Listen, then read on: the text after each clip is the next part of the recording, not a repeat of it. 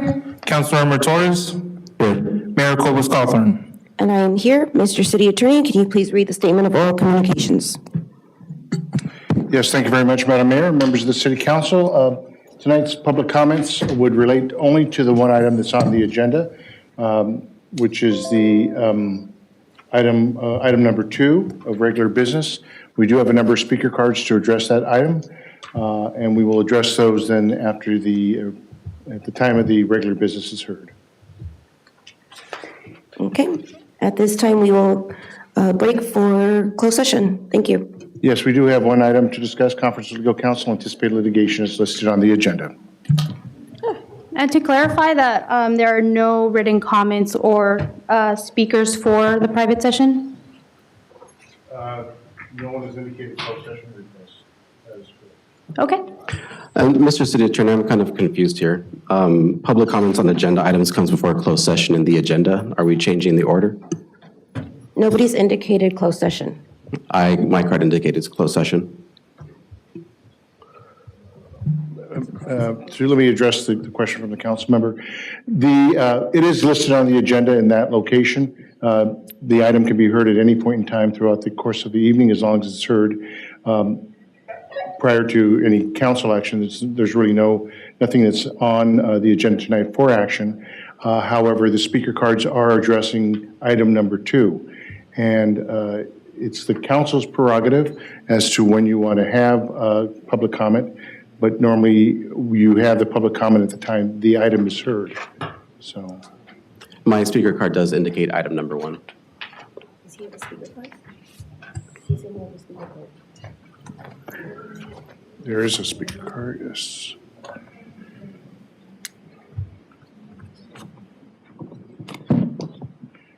You do have a request to speak, yes. I'm sorry, my apologies, I missed that. There is one speaker card for closed session. Oh, there's actually 2. At 3, there we go. Okay, there's, okay. 4. All right, they were tucked away, Madam Mayor, my apologies. So want to take those in order? Yes, go ahead. Okay, David Torres.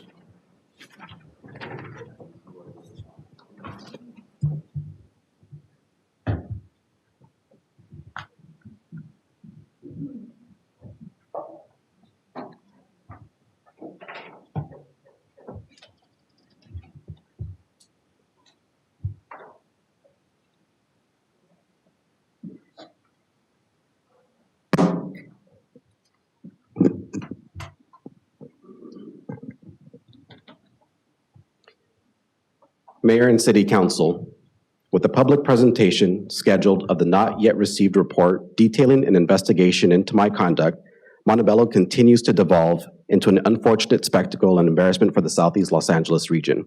I will explain how a process like this is usually done. Closed session matters are confidential, personnel matters even more so. Investigations into these matters are conducted confidentially. Once a report is final, if allegations are substantiated and if the victim would like to pursue litigation, it would eventually become public when the action is filed in court. In the city of Malibu, summer 2021, for instance, the investigative report into harassment allegations levied against Mayor Pro Tem Silverstein was released a full 6 months after their city council came to a determination in private. I understand these matters are not kept under wraps forever, but it should not be handled like this. Calling a special meeting with 24-hour notice to both release a report to council for the first time and on the same day make it a public circus is unheard of. What we have here this evening is a classic lynch mob against the first Afro-Latino council member in Montebello history. It's an ambush to catch me off guard and unprepared. It's a trial by public opinion instead of due process.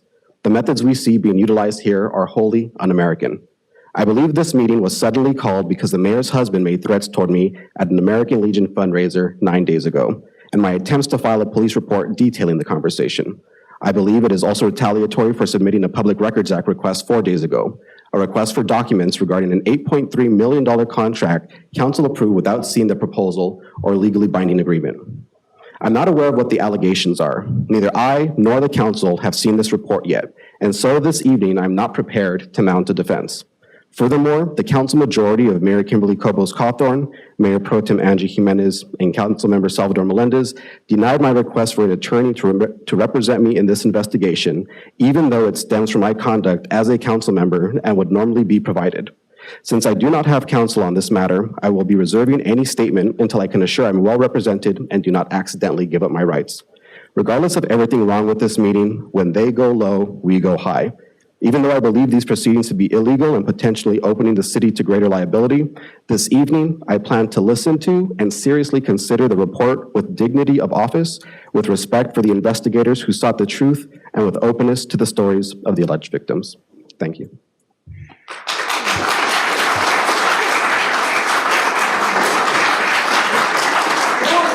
Madam Mayor.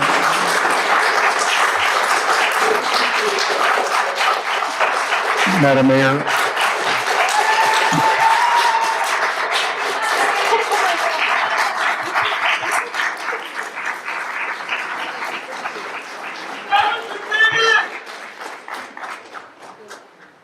Madam Mayor, the only thing I want to guide the council is releasing or discussing any items that have been discussed in closed session and disclosing them in public would be a violation of the government code. So we'll leave it at that.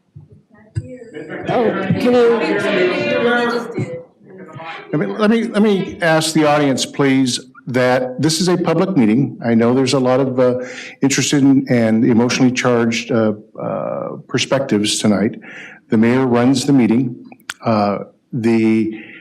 Screaming from the audience such as that is, quite frankly, out of order, and disruption of a meeting also has ramifications pursuant to the Brown Act. My comment to the mayor was, and the council, I'm speaking right into the microphone, I don't know, okay, how about now? Okay, sir, I'm sorry, sir, sir, thank you. I want to admonish the council that any disclosure of any discussion or communication or guidance made in closed session is protected confidential material and does have ramifications pursuant to the Brown Act. The next speaker. Why did you just say that? I'm sorry? Why did you just say that? Why did I just say that? Yes. Well, to admonish, to remind all council members, including the speaker, the last speaker, that we shouldn't be disclosing items from closed session. Which he just did. And you have done yourself, so it should go to all council members Did you sitting want here. to the floor? I didn't know Councilmember Peralta, you wanted the floor. I'm Next just, speaker. let's not be biased here. Next speaker is Lorraine Richards.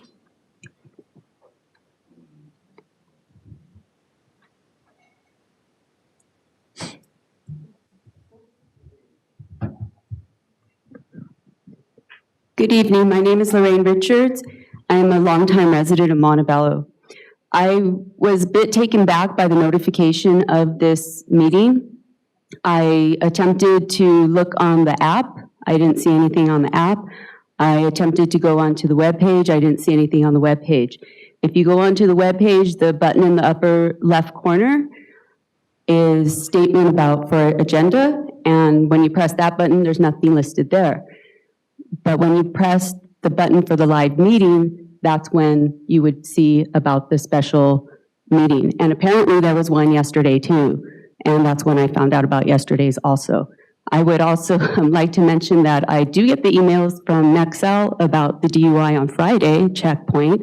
I get many emails when I turn in a work order and it's tracked if graffiti's being removed or if there's illegal dumping. I get prompt notification on that also. So I'm just highly disappointed in how this was pushed out. I'm very aware of the Brown Act and the 24-hour notice, but something has to be changed when there are special meetings in order for the public to be found out and they can come and attend. Thank you very much. The next speaker is Mailang Su, CEO.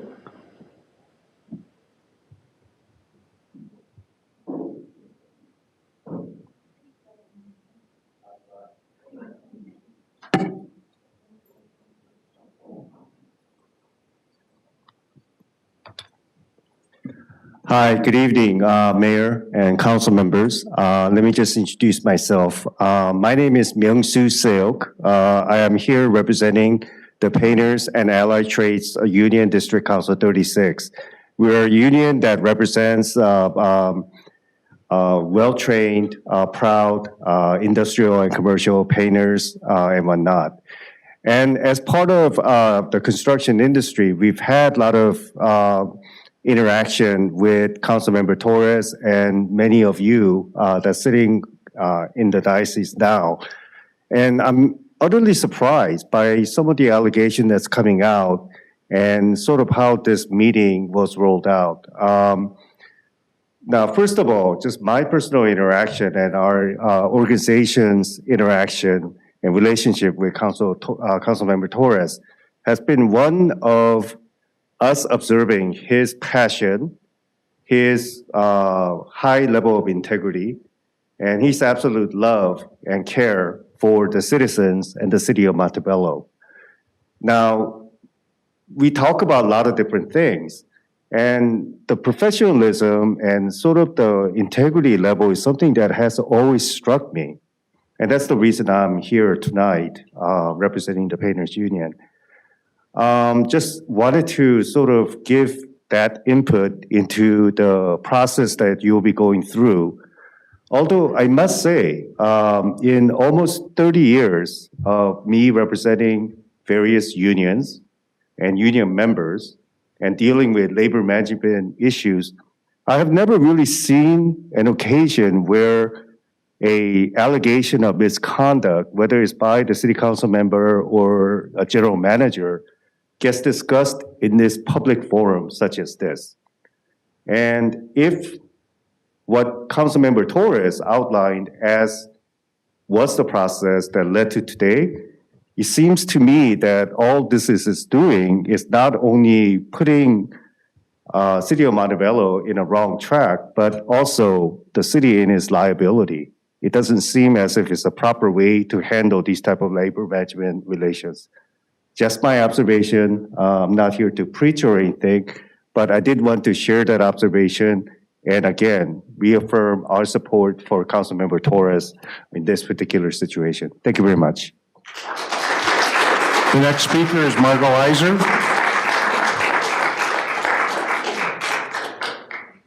Ms. Iser.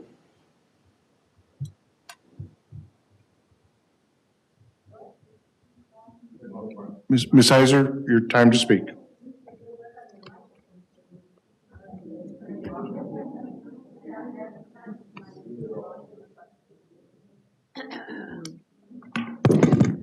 Hello, my name is Margot with a T, Iser with an E, long time resident of this city.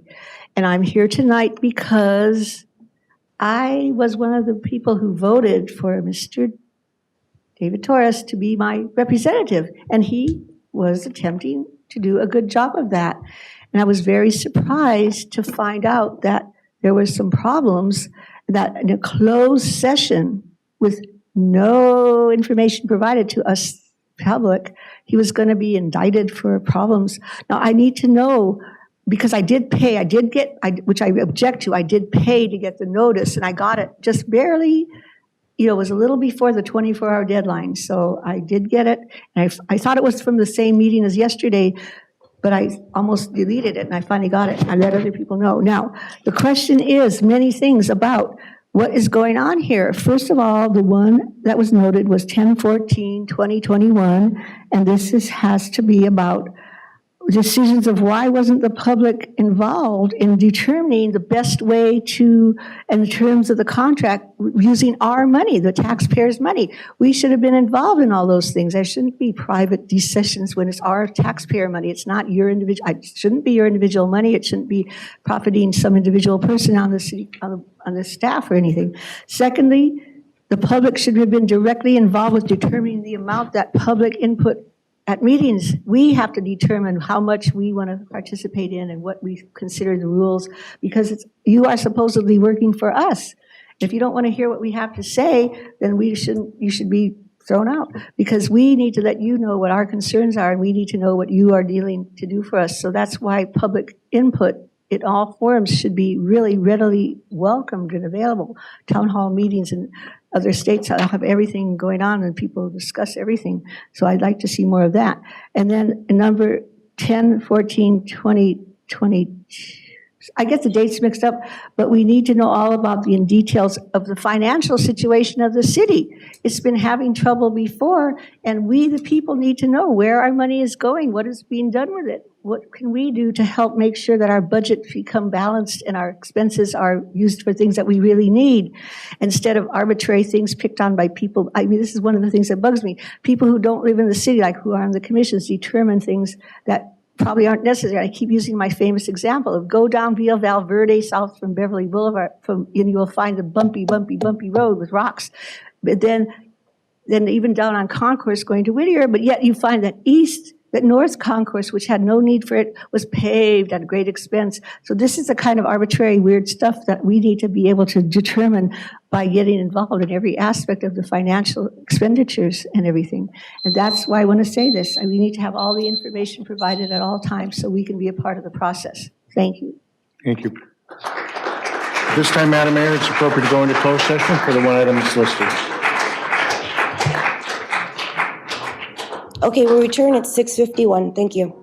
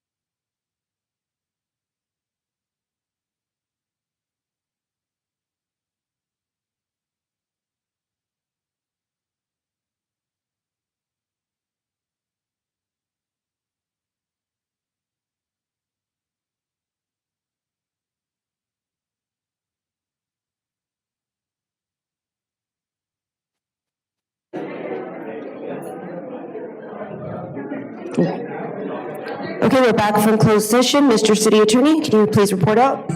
Yes, Madam Mayor, members of the City Council, the record should reflect the City Council convened into closed session with all 5 members being present, that a brief presentation was made to the City Council, there was no action taken, and nothing required to be reported.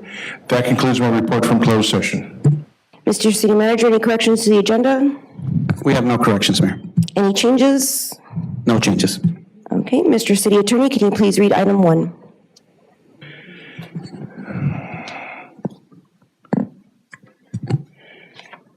Yes, Madam Mayor, we go forward to item number 2 under regular business, the presentation by outside counsel and discussion regarding the results of the third-party investigation, investigators' findings on Councilmember Torres' conduct. Turn it over to the City Manager and Yes, thank you, Your Honor. Tonight we have Nancy Domanian who will be doing the presentation. So Nancy, the floor is yours.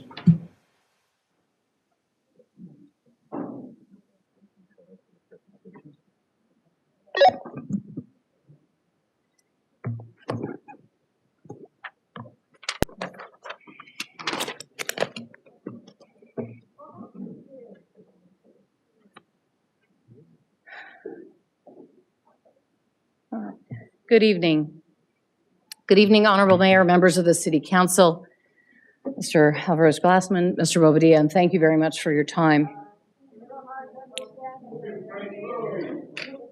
Of course, I can speak loudly, not a problem. All right.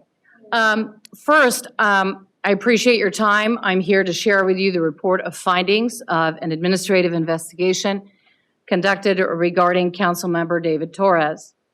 It is at my advice that this report has not been shared with the City Council. It has not been shared with anybody. The primary reason is to protect city employees who need protection. And so, as my obligation as outside counsel for the city, the best course of action is to protect those employees, maintain the integrity of the investigation, and make the employees feel safe. All right. So let's start out with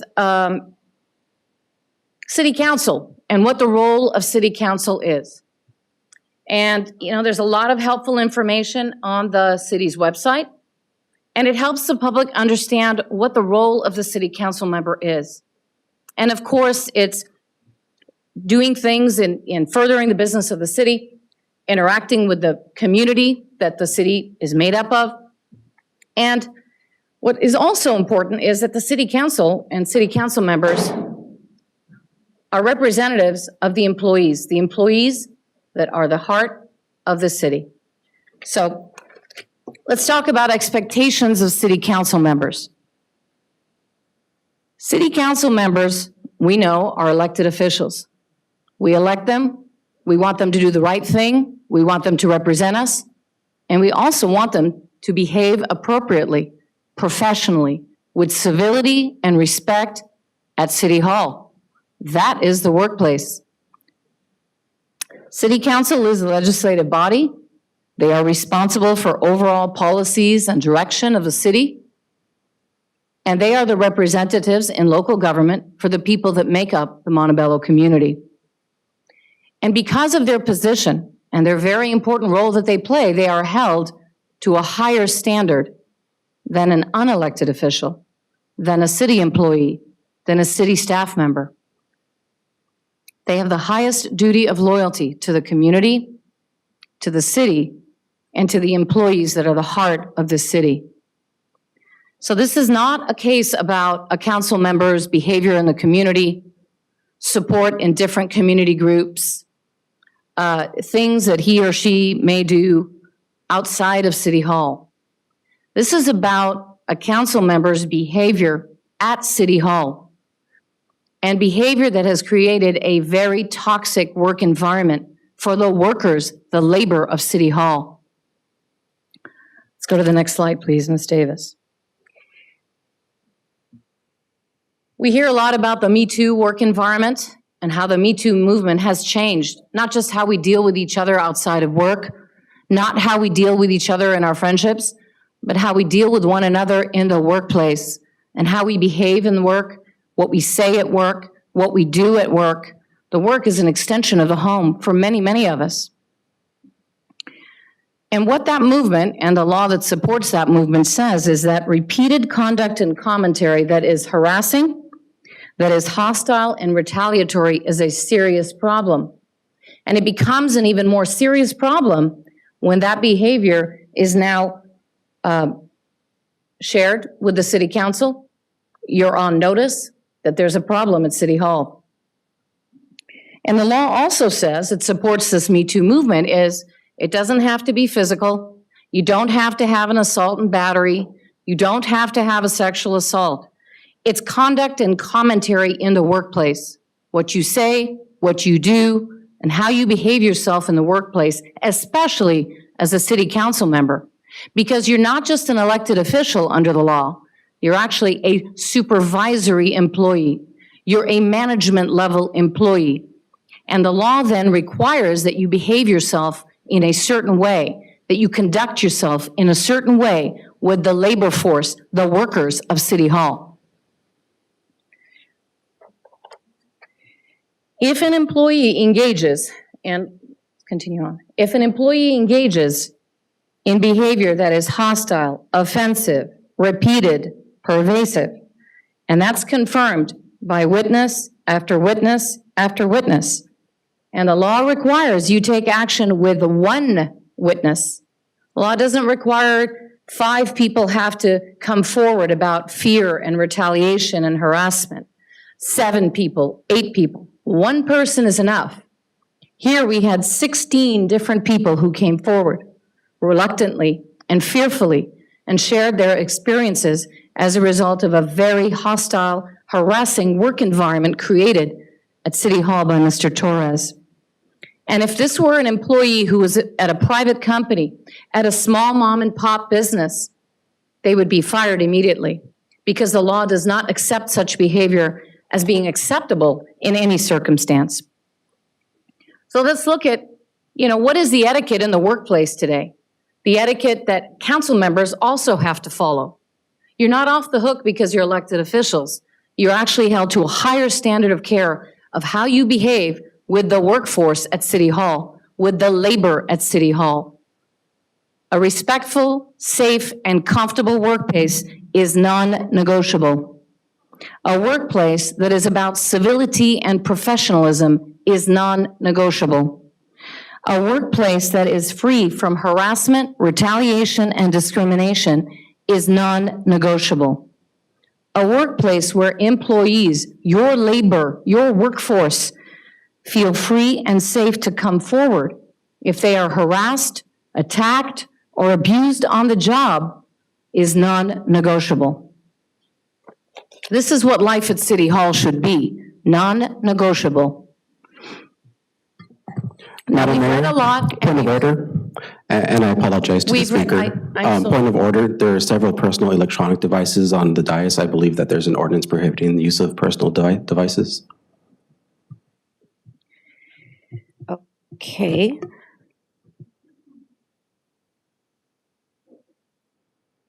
All right. So we've read a lot, and we've seen a lot, and we've heard a lot about things happening at other cities. And again, I'm not focusing on cities where you hear about sexual harassment, you hear about sexual assaults. I'm actually focusing on cities where we've had situations with council members abusing their authority, creating a very hostile and toxic workplace. So let's look at how other cities have handled council members who engage in harassing, hostile, and retaliatory behavior against city employees. And this is important because it's about the employees in the workplace and how they perceive their workplace. City of Tehachapi received harassment complaints against Councilmember Hedge. So it's fairly recent, March of 2019. The council member was investigated. He delayed submitting to an interview until after elections.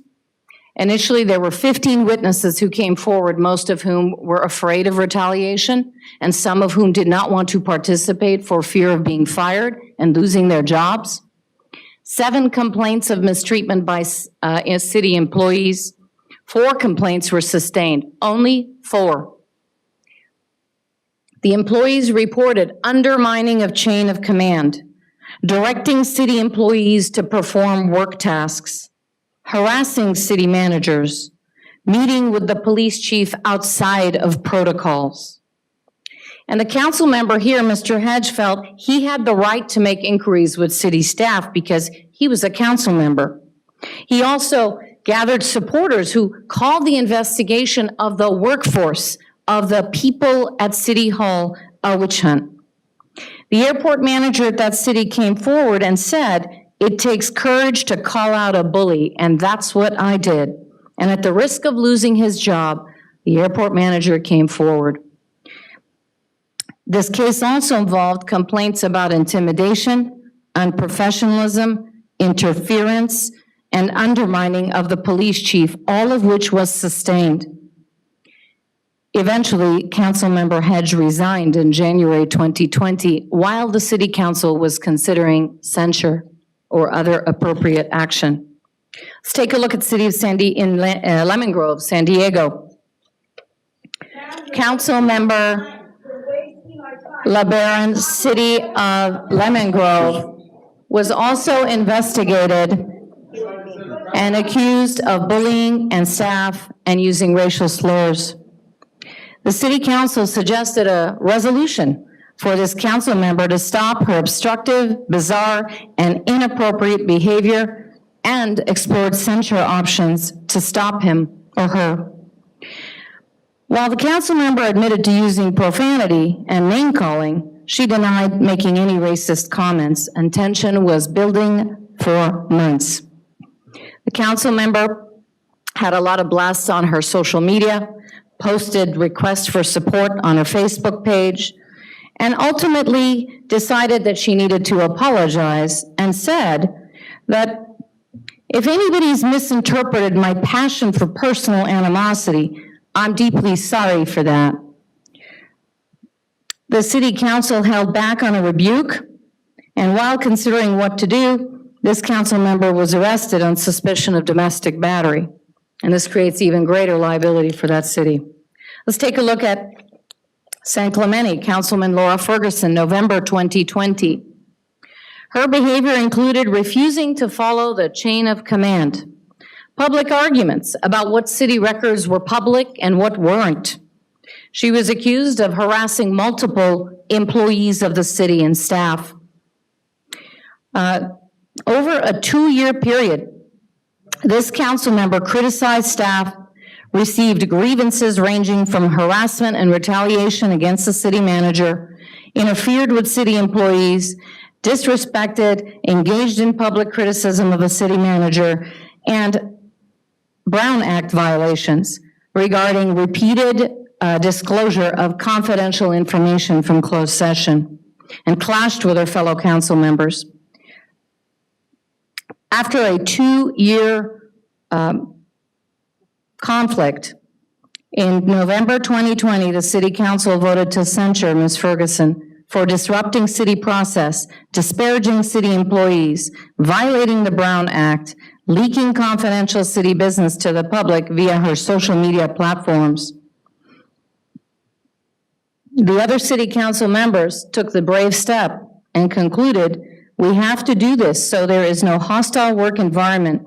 Not doing this makes the city liable. And again, the city's council members are acting to protect the labor, the workforce at City Hall. Let's take a look at Mount Shasta. March of 2021, City Council approved a resolution to censure Councilmember Tim Stearns, prompted by recurring issues that staff members had brought to their attention regarding bully-like behavior. The behavior that was a concern included interfering with staff, attempting to influence staff recommendations to a planning commission about the general plan. Concerning behavior included directing the city planner to remove items from an agenda, Concerning behavior included discrediting planning process and the planning commissioner's role, misrepresenting projects, creating negative narratives about this department head. Concerning behavior included directing that the city manager resign or be removed, claiming he failed to properly supervise the city planner that the council member felt wasn't doing a good job. Concerning behavior was rampant in this case, and ultimately, the city council approved a resolution to censure him. Next, we have Montclair. Council member Ben Lopez. City of Montclair, April 2022. 2 employees accused Mr. Lopez of sexual harassment and hostile work environment against city employees. The council did not take any action. 2 employees sued the city. The city council had to hire an attorney to defend the city. And it's unknown whether the city was paying for Mr. Lopez's attorney in that lawsuit. Now the city council is considering censure of Mr. Lopez, but the problem is it's too late. Let's take a look at the city of Brooklyn Ms. Park. Dominion? April 2022. Mrs. Dominion? City council member accused of harassment of city staff. City council member directs the city manager to prepare a resolution to censure him. This was about a city council member being disrespectful in the workplace, violating the code of conduct. Ultimately, the city council member was removed from committees and commissions, task force, and board assignments, and ordered to treat employees with respect and professionalism. Mr. Manion, is there a way we can skip the? Sure, of course. Of course.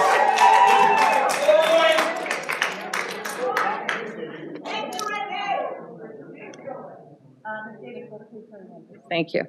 Thank you.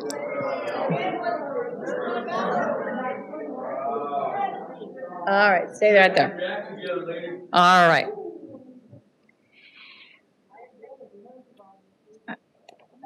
All right, so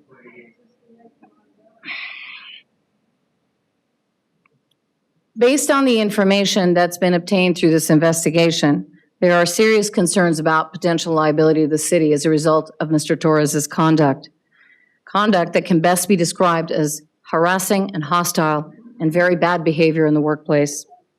So what does the city of Montebello have to worry about? Lawsuits under the Fair Employment and Housing Act for discrimination and harassment in the workplace, lawsuits for retaliation claims, an increase in workers' compensation claims filed by employees who have suffered stress and anxiety as a result of Mr. Torres's abusive behavior towards them, attack on employee morale, injury to city's reputation, and loss of community trust. Hold on, Ms. Davis. Go back to that one. Okay.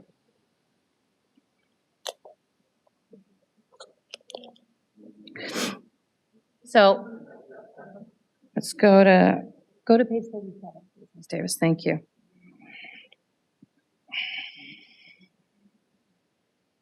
So once the city of Montebello is made aware, and the law is very simple, a council member is a supervisor in the workplace, and anything that Mr. Torres says and does that is hostile, abusive, harassing, and retaliatory to employees at City Hall, all of you that represent the city are liable. So once the city is made aware that a supervisor, which would include Mr. Torres, is creating a hostile work environment, the city by law must take action. You must conduct a workplace investigation, which you did. We must share the findings of this investigation so that employees feel safe to come forward, so the public knows and has all the information. And most importantly, the city must take reasonable steps to protect its employees and prevent further harassment, hostility, and retaliation by the offending supervisor, here, Mr. Torres. So let's talk about why we are here, why this investigation began. Numerous city employees reported that they were being attacked, undermined, and retaliated by Mr. Torres at City Hall. Numerous city employees reported that they were being harassed at work, on the job, in every aspect of their job duties by Mr. Torres. During the investigation, Mr. Torres continued to attack city employees, undermine them, attack every aspect of their job duties, tell them to violate the chain of command, and breach protocols at the city that created a lot of hostility for these employees. And since the investigation has concluded, Mr. Torres continues to engage in verbal attacks and create hostility and tension, especially for the employees that came forward and cooperated fully in the investigation. So let's talk about Mr. Torres, who was the subject of this investigation. We know he was previously removed as mayor pro tem for abusive behavior, and that he has created a hostile work environment for employees at City Hall. And this is not just department heads, directors, top of the chain of command. This is from your everyday worker and labor force at the city of Montebello, all the way up. Let's talk about the scope of the investigation. So, outside investigators were hired, Mr. Love and Mr. Brouard. Between them, they have over 60 years of experience working in law enforcement, both as police officers and in administration at the police departments where they worked. Between them, they have 60 years of experience working in internal affairs for police departments that they served, notably and honorably. And they take that experience and they come in and they conduct a neutral, independent investigation. They don't know me, they don't know you, and they don't know Mr. Torres. Their job is to simply sit and listen and take in the information. It's about answers, not advocacy, is what they will say. So the investigators come in, 2 of them, and they approach it in a very specific way. The methodology was they interviewed city employees and officials. They looked at evidence. This is not about hearsay or people saying, I heard Joe tell Mary tell this. This is about evidence, text messages, emails, documents, city records that was presented by witness after witness after witness, a total of 16. They reviewed city policies and procedures. They followed up on evidentiary leads. Mr. Torres was given every opportunity to bring whatever information he felt would be relevant to the investigators, and ultimately summarize their findings, not just to document that the city did the right thing, the tough thing, but the right thing to investigate and keep its employees safe, but figure out what's the next step. What do we do now with the information we have? So, the strategy was to identify what the allegations were, the basis of the allegations, figure out was something sustained or not sustained, approaching it with an open and neutral mind with 60 years of law enforcement experience between these 2 gentlemen investigators. Let's go to the next slide instead.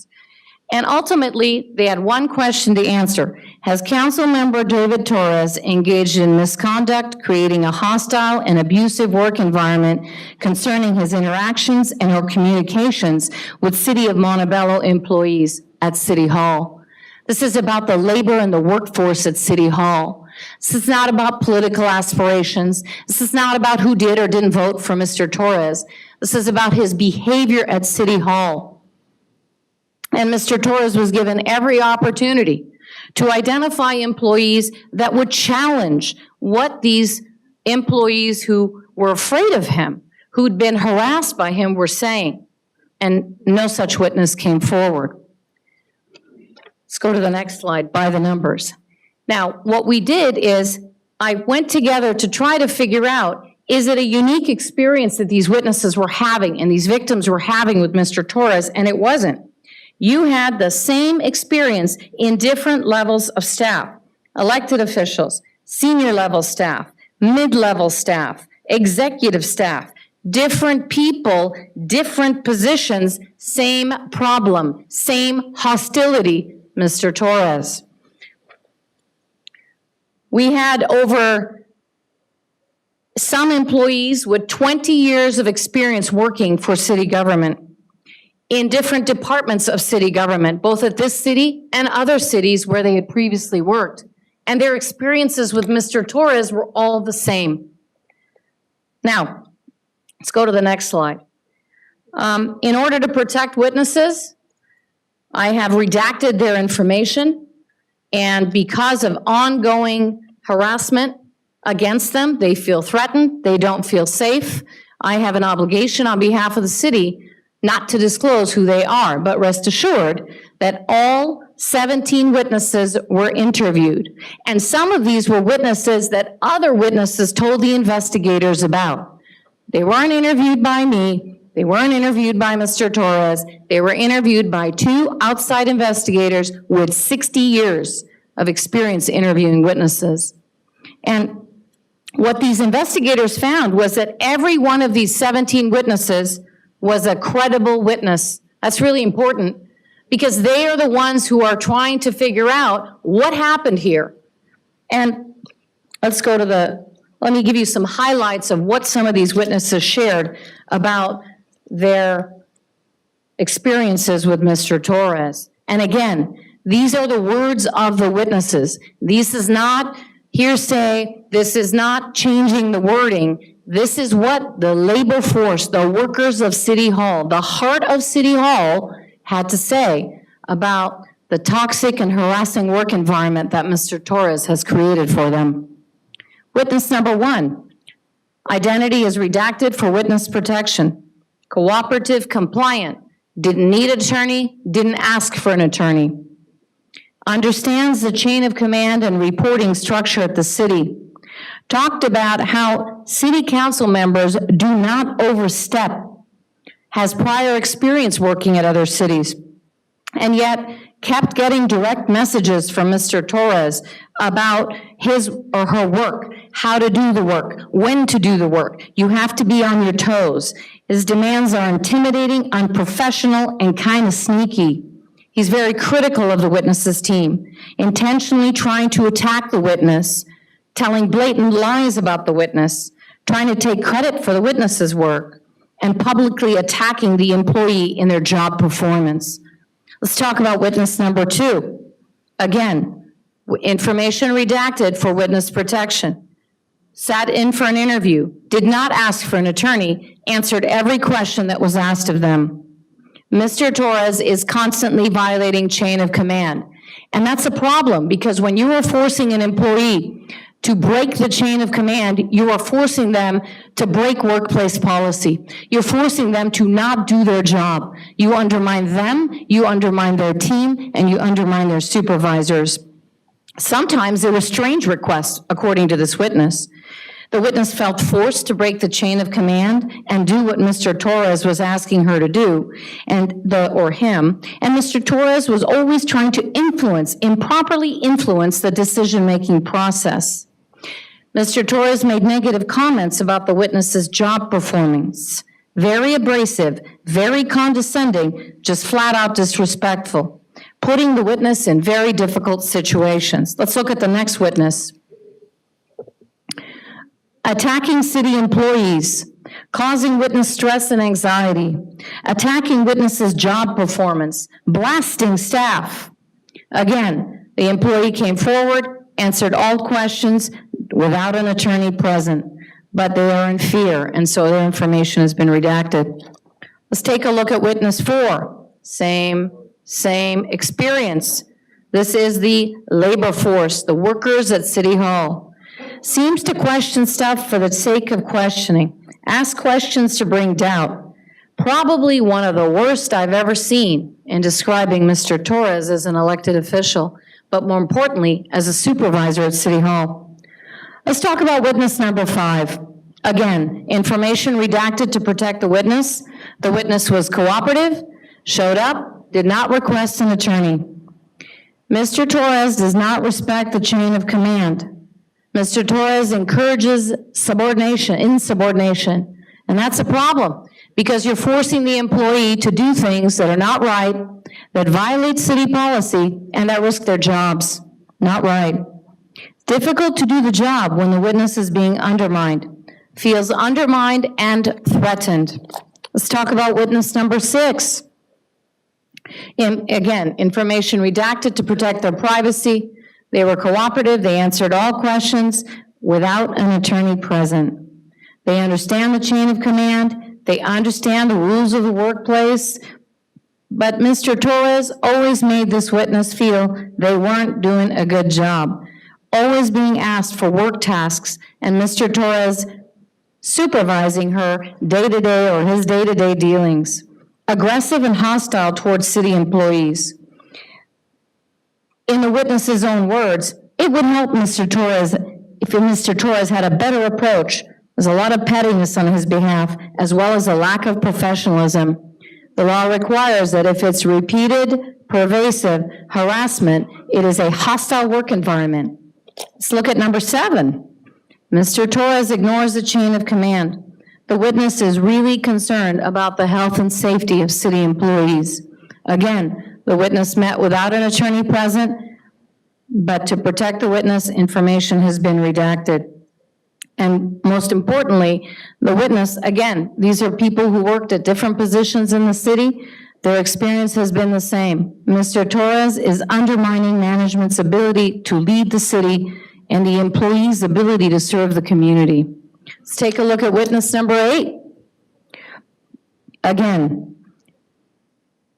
information redacted to protect privacy, cooperative, compliant, didn't need an attorney, didn't ask for one. Mr. Torres makes the witness feel uncomfortable. He's digging for information, wants to give legal opinions when he's not an attorney, commenting on matters that have not yet been voted upon by the city council with this city employee. Let's take a look at witness number 9. Again, information redacted to protect privacy. The witness is compliant, cooperative, understands the chain of command. Witness is very uncomfortable because of the chain of command breaches. Feels Mr. Torres is trying to intimidate. He doesn't go through the right channels. He puts city volunteers at risk. He's constantly stepping on our toes. And again, the reason I started with what is a city council member about? What's their role when they're elected and placed in these seats? It is not to intimidate, to undermine, and to attack. Let's take a look at witness number 10. Again, the information's redacted to protect the witness, cooperative, compliant, interviewed without an attorney present. The witness understands chain of command, but Mr. Torres didn't and constantly reached out to this witness. The witness was receiving text messages with work requests, and he was trying to supervise the witness when he wasn't anywhere in her chain or his chain of command. Mr. Torres would manipulate the system using his position and expected everybody to jump when he said, "How high? Jump." He had a vendetta. They felt that he was trying to get rid of them. He can be 100% intimidation and bullying is how Mr. Torres's behavior was described. Let's take a look at witness number 11. Again, their identity is protected, is redacted to protect them. They were cooperative and compliant. They understand the chain of command. They experienced that Mr. Torres felt that he was free to behave in this way because his family has a lot of influence at the city and had former affiliations with the city. But Mr. Torres feels that he can belittle and call out city leadership in public meetings without reasonable basis. He exhibits this behavior at least every council meeting, if not more frequently in between. It definitely became more personal, more focused on me, was witness 11's experience with Mr. Torres. Let's take a look at witness number 12. Again, their identity is redacted to protect them, cooperative and compliant. And they talked about their experiences with Mr. Torres, always wanting to know things, but questioning them, questioning their job performance, wanting to know every little detail that is well beyond his scope as a council member, accusing people of lying. He's very got you. It seemed as if he was always trying to set up this employee. Let's take a look at witness number 13. Again, the identity is redacted, but the witness is cooperative and compliant. And the witness describes that when it comes to Mr. Torres, he does not respect the chain of command at the city. He doesn't respect city leadership and constantly goes around them. You don't want to be around him if you don't have to. You definitely don't want to be around him alone. He seems to kind of still be up to the same antics. He's searching for something. It's more of a kind of got you. And these are people who work at City Hall. This is the heart of City Hall. Let's look at witness 14. Again, their identity is redacted to protect them, cooperative and compliant, but confirms that Mr. Torres's behavior crosses into harassment, especially when it's done in a public forum, whether on his blogs, at city council meetings, where he's attacking the employees to such an extent that the employee health is negatively affected. And in this occasion, this witness was aware of employees who had been taken and received medical care after being verbally attacked and intimidated by Mr. Torres. Let's go to witness number 15. Again, information redacted to protect privacy. The witness was cooperative, compliant, didn't need an attorney, answered all questions, understands the chain of command, but is uncomfortable with Mr. Torres and dealing with him directly. City employees are always professional, but they show tremendous restraint. He's disrespectful, and he undermines city leadership. Let's take a look at witness 16. Again, information is redacted to protect witness privacy. They're cooperative, compliant, they understand the chain of command, but Mr. Torres does not. He doesn't respect chain of command. The witness doesn't feel safe around him, describes Mr. Torres as a disturbing individual. The witness is concerned for safety and confirms that Mr. Torres undermines the city manager's office by going around them all the time. Let's look at witness number 17. Witness identity, again redacted for protection. The witness is cooperative and compliant and interviewed without an attorney present.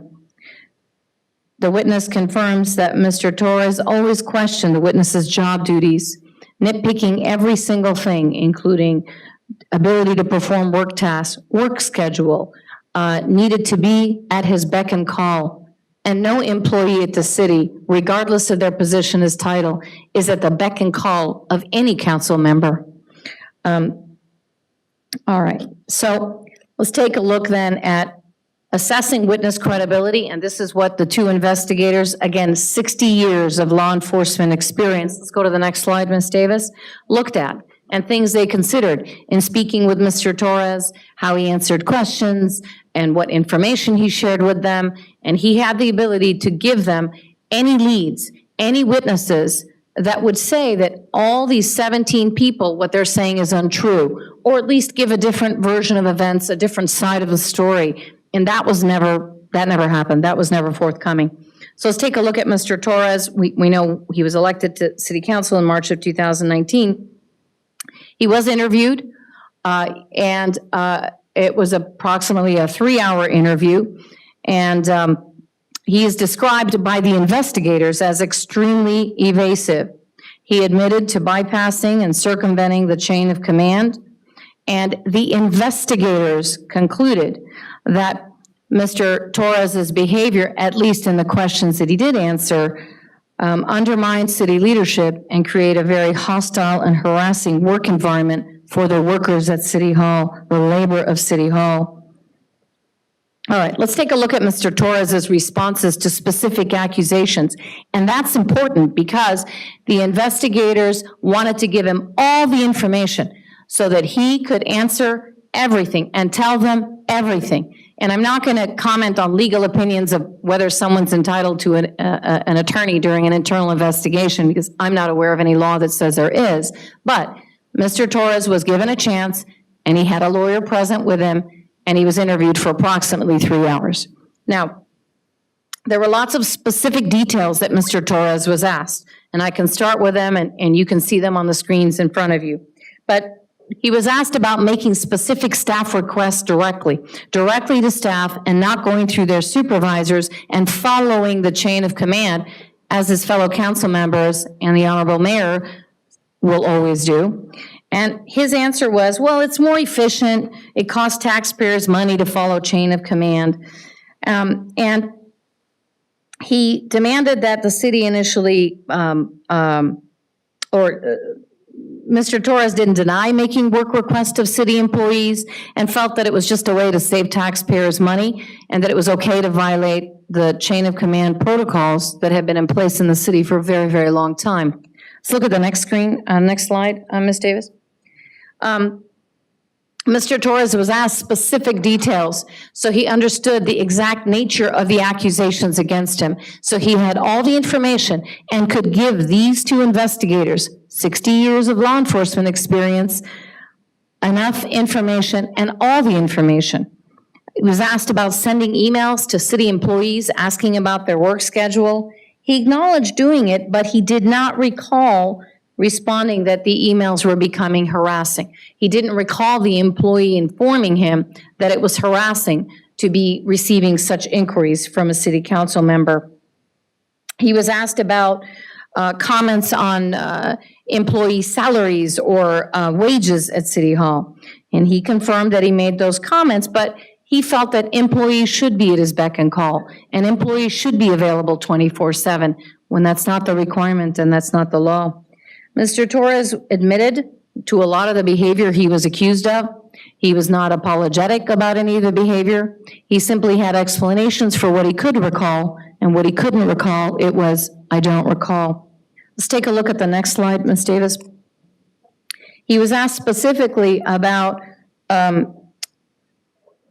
having a meeting and discussions on Christmas Day, and wanting and insisting that city employees be available on Christmas Day for his needs, whatever they may have been. He informed the investigator that he didn't recall specifics, but he had a lot of concern about how city council was being guided by the city attorney. He was also asked about setting up meetings with subordinate staff, violating the chain of command and excluding supervisors from those meetings. And that's important because the employees and workforce at City Hall, they want to do their job, they want to do a good job and serve the community, but they also don't want to break workplace rules. And they repeatedly felt that Mr. Torres was forcing them to break the rules of the workplace and be insubordinate.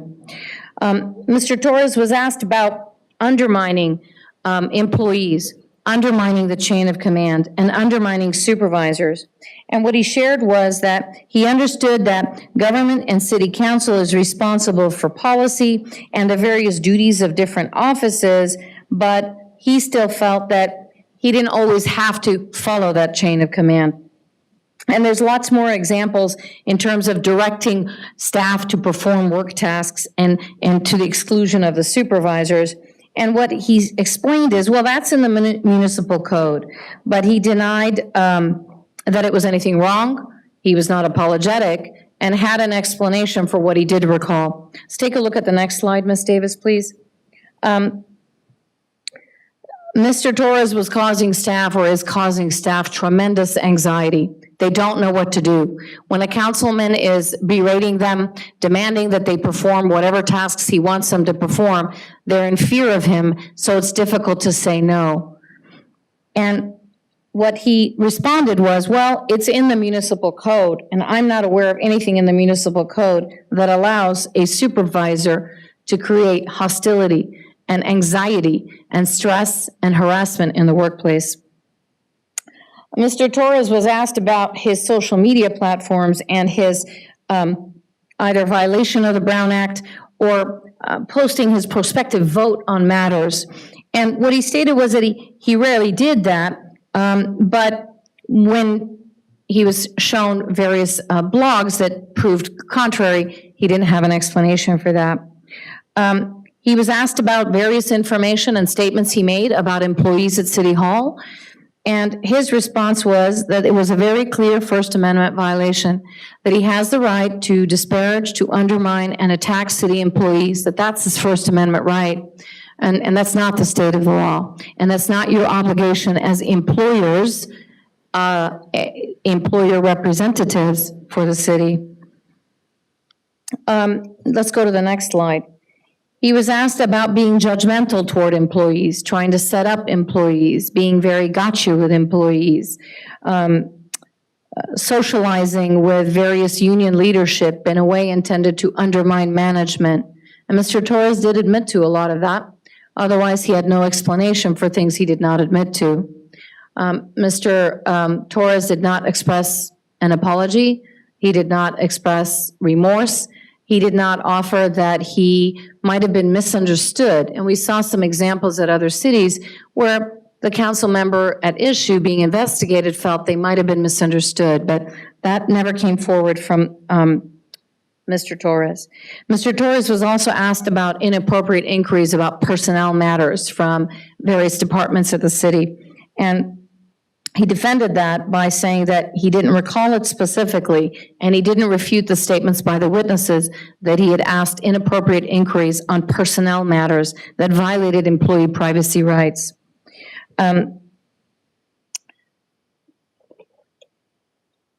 Next slide, please, Ms. Davis. He was asked about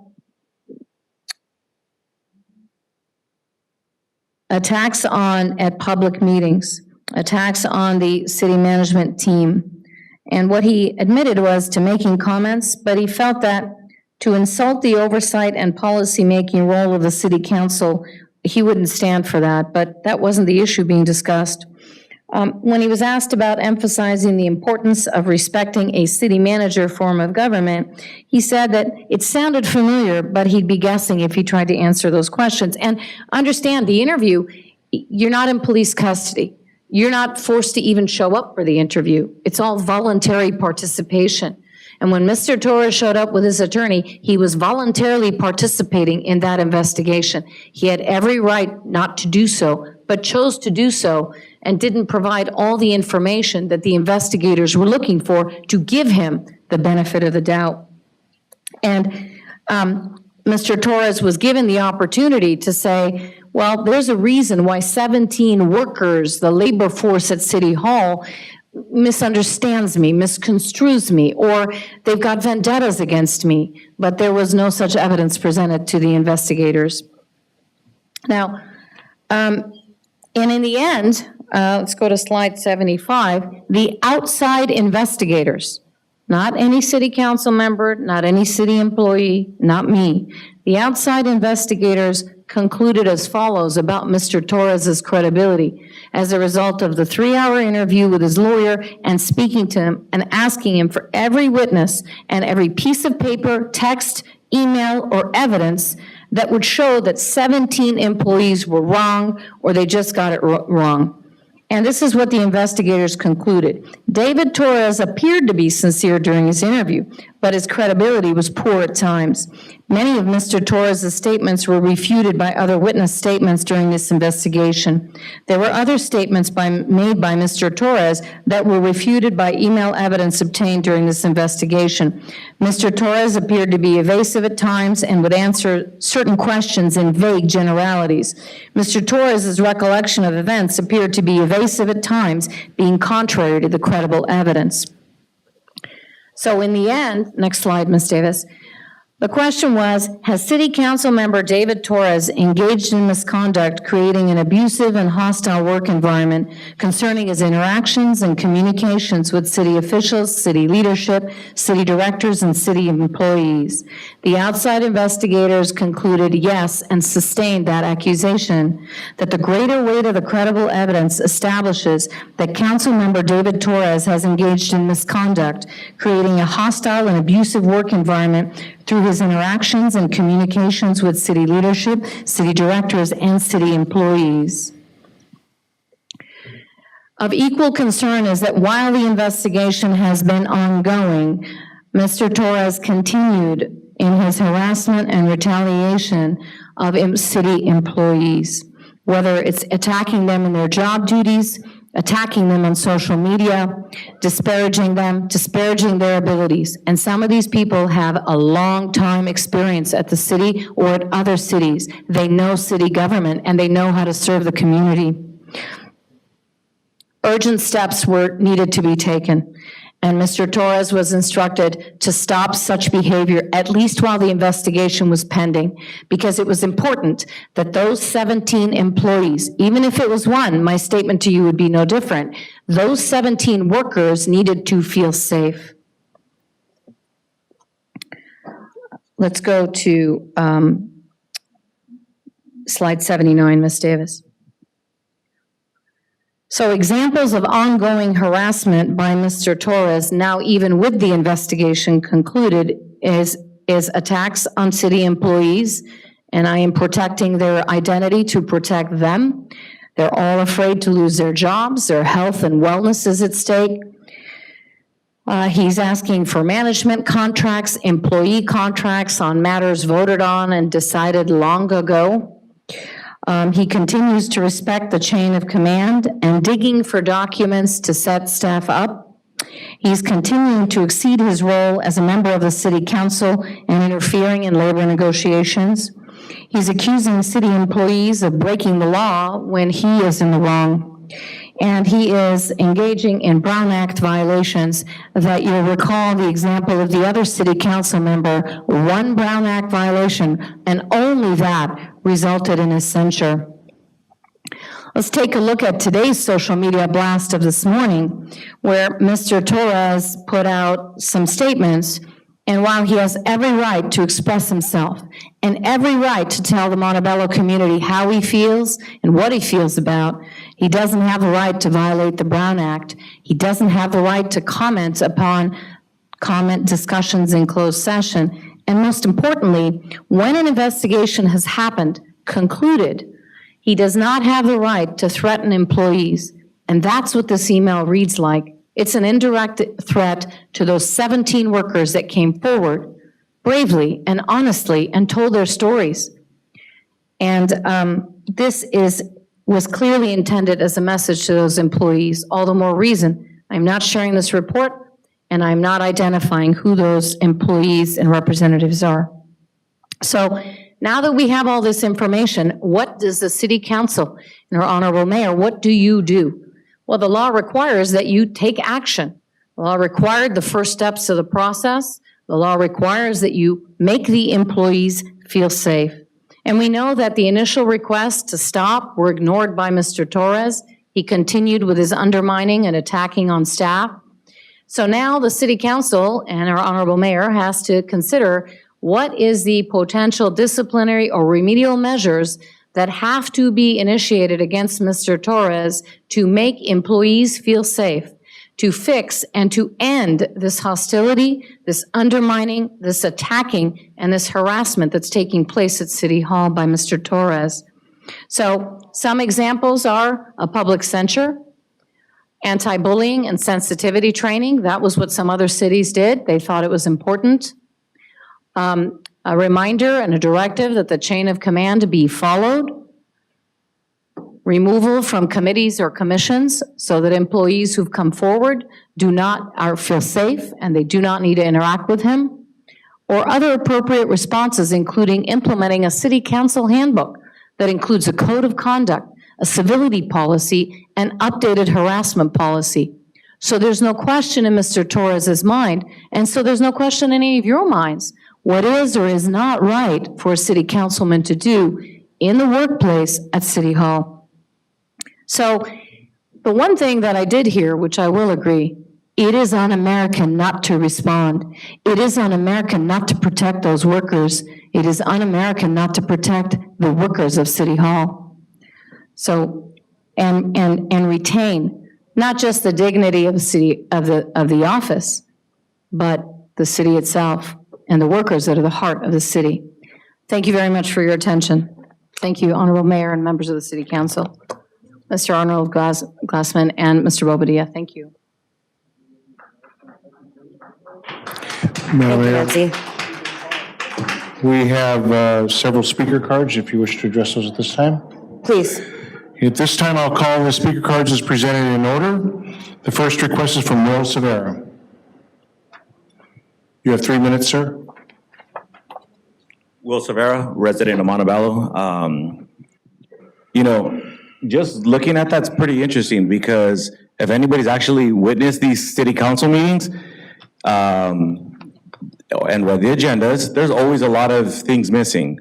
So if there's a chain of command and we're going to be talking about employees and things being put out there, I'm very curious to know whatever happened to the sports doctor that also gave a report to the city about the fire department, and that was given to staff, and nothing was ever done with it. There's multiple times where there's a lot of documents and a lot of bickering up there. But I'm sorry, if you're gonna present something, you should have the information. And if you're asking an employee to give that information, if they feel that's harassment, I think that would be an issue. I myself have had a meeting with one of your employees, and he was making faces, very, very unprofessional.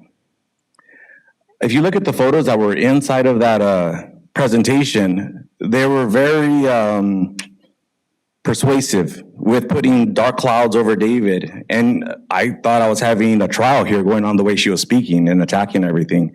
Some of the words you could tell exactly who it was involving, because there was a person that was applying for Santa Monica. And during the time that they were having a heart condition, several things have leaked out over the course of this year. I think a lot of residents have seen social media posts, right? Sir, you need to address the city council, I please. thought the mayor's running the meeting, not you. And that's the other problem that we're having. If we're talking about authority and chain, Mayor Cobos should be running this, not you. I know a lot of people wish that you would actually step down, but that's a different subject. So if we're gonna have this kind of discussion, and we're gonna have a resolution, some of these complaints, shouldn't some of the people up there actually step down? Because it may be involving them. So how are you gonna be taking a recourse action without having some type of conflict? Again, if you read the agenda, been to the meetings, you'll see the questions that are being asked. And if that's undermining, God help America, what's gonna be coming if you're saying that's what America's supposed to be. You know, people that have had jobs have always had to have reports. And for the lady that was giving the presentation, I have a question for you. Do you not have a boss and then a boss above them? And if so, if that boss ever comes to you. Sir, again, your comments must be addressed to the mayor. I asked the question because last week the mayor's mom asked the questions and they had a reply. Did that not happen? Back in the day, city council members used to allow questions to be asked as long as it was within the time. More transparency has been taken away since this council has been on. We used to get 3 minutes to be able to speak per item. Now it's 3 minutes for the whole entire agenda for whether it's closed session or open session. So, you know, let's be realistic. Everybody has heard different rumors, and a lot of them are rumors. I'm not trying to attack any specific person in this, but come on. You guys need to work together. Time's up. Got it. Thank you. Appreciate it. Next speaker is Ricardo Alonso.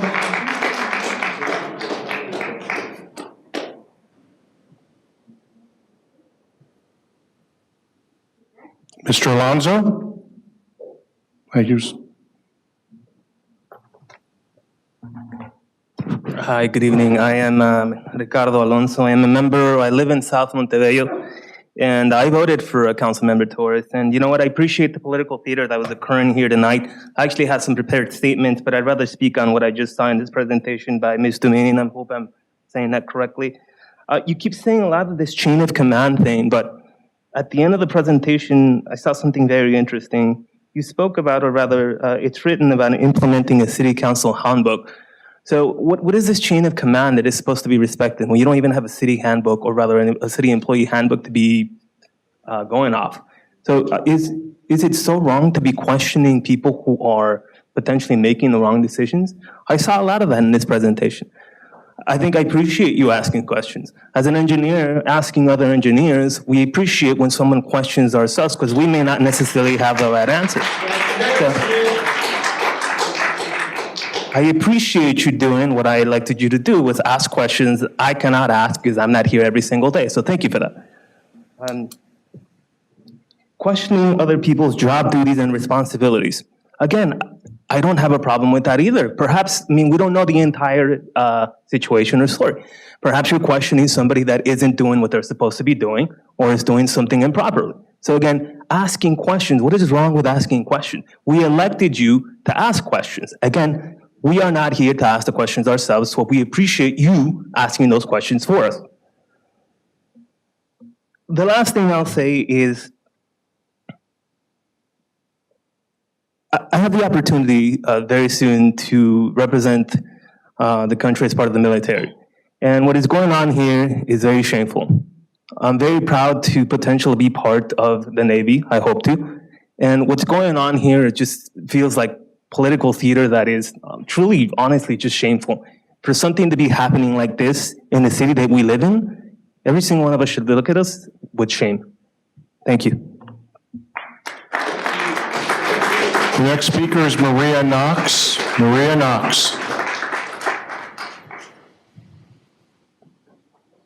Hello, my name is Maria Knox. First of all, I want to apologize, David, for everything that you're going through, and I want to thank you for your service. And thank you for wasting our time, whoever this lady is that sounded like a prosecutor and a judge, and I don't know what else, but the information that she shared with us was very vague. And it's a shame that the city is spending money on these types of investigations. Isn't this something that could be done by HR? And how much is the city spending on these investigations? Hiring an outside, a third party to conduct these investigations. I want to see the invoice because that is public record, to see how much you guys pay for this lousy, shameful investigation. And yes, we appreciate the questions that you asked during the meetings. And I know this lady was making a reference and speaking as if that was harassment. Being transparent, I never knew that was a harassment. Transparency doesn't equal harassment. And I don't know, this whole thing seems like, I agree with the gentleman that spoke before, like political theater. This is just political motivated, and it's very, very shameful that you guys are out there to do a job for the citizens. We pay taxes for you guys to be there to look for the best of the city, to make Montebello better, to have better streets.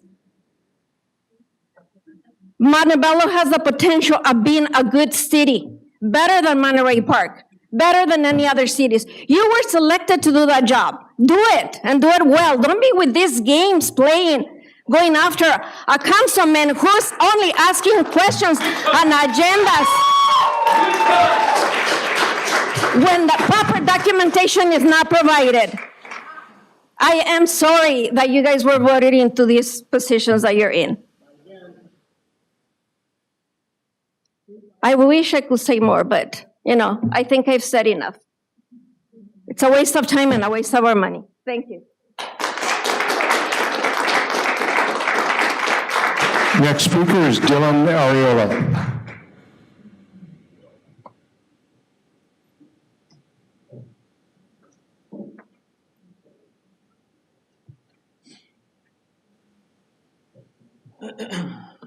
Hello.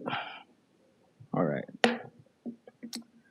Well, I was hoping I spoke before you guys gave that embarrassing presentation, but dear Mayor and City Council members, this is a personnel matter that should be handled just like any other personnel matter, right? Closed session, just how any other personnel matter should be handled. The presentation that we saw today was absolutely embarrassing for you guys. Come on. I was even a little insulted by a council member just walking in to this meeting. And if the person that gave the presentation actually saw any other council meetings, they would see a lot of bullying and coming from other council members up there today. Okay? The last time I came up here to speak was because of bullying on the dais. And I supported a council member that said no bickering on the council dais. It's continued.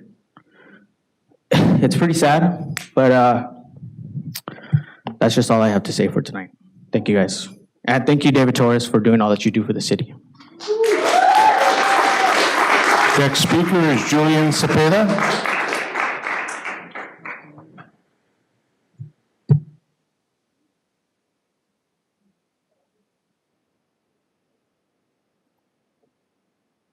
Good evening. I'm here today to speak in support of Councilmember David Torres and to personally attest to the quality of his character. Throughout the time that I've had the pleasure of knowing Councilmember Torres, I have admired his commitment to holding himself to the highest ethical standard.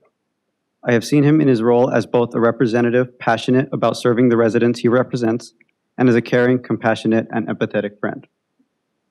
There has never been an instance or time that Councilmember Torres has not offered to be present at an event or to help a community group or to speak with a resident about an issue. These are the characteristics of a strong council member who represents the community. I hope that Councilmember Torres is judged by his actions for this community, not by any ill will or malicious comments made today. David, I appreciate the decorum that you have exhibited during all of these times and look forward to your reelection. Next speaker is Ted Jimenez. Ted Jimenez. Okay. And the last speaker card is Linda Nicholas.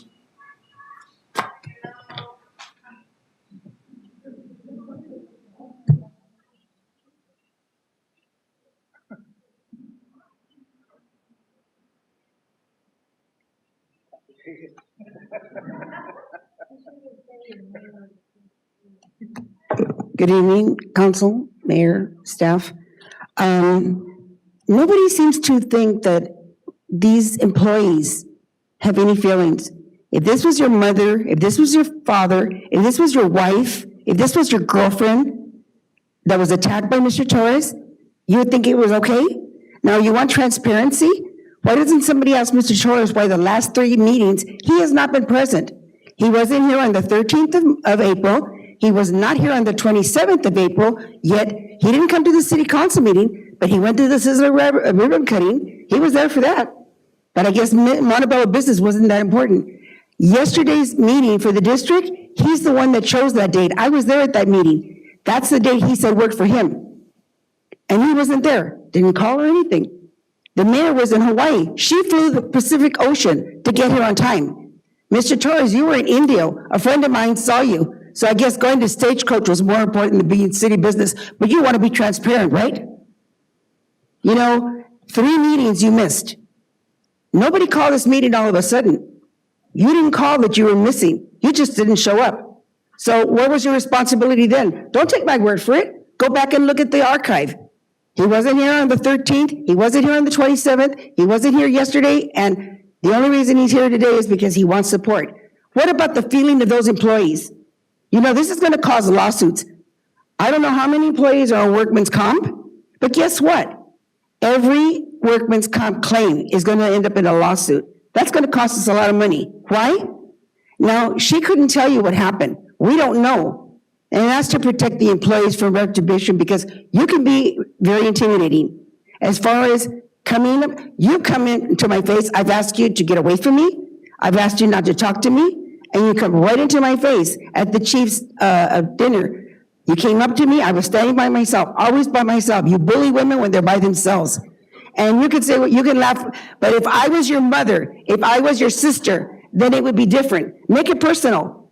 If I was Patty, David Sanchez's wife, and you went up to her and made her feel bad, then what? You don't seem to understand. These people have families. These people have feelings. They came to work here. Not to be maligned, not to be attacked, but I guess these people think it's okay to attack people. She can't say everything that happened. Why? Because there's a law protecting these employees, and thank God, because God only knows what happened. Why were you fired? Why were you, asked to resign from the city attorney's office? Okay? Come on now. Speak to the mayor. Excuse me? Please address the mayor. Can we have order? Please address the mayor.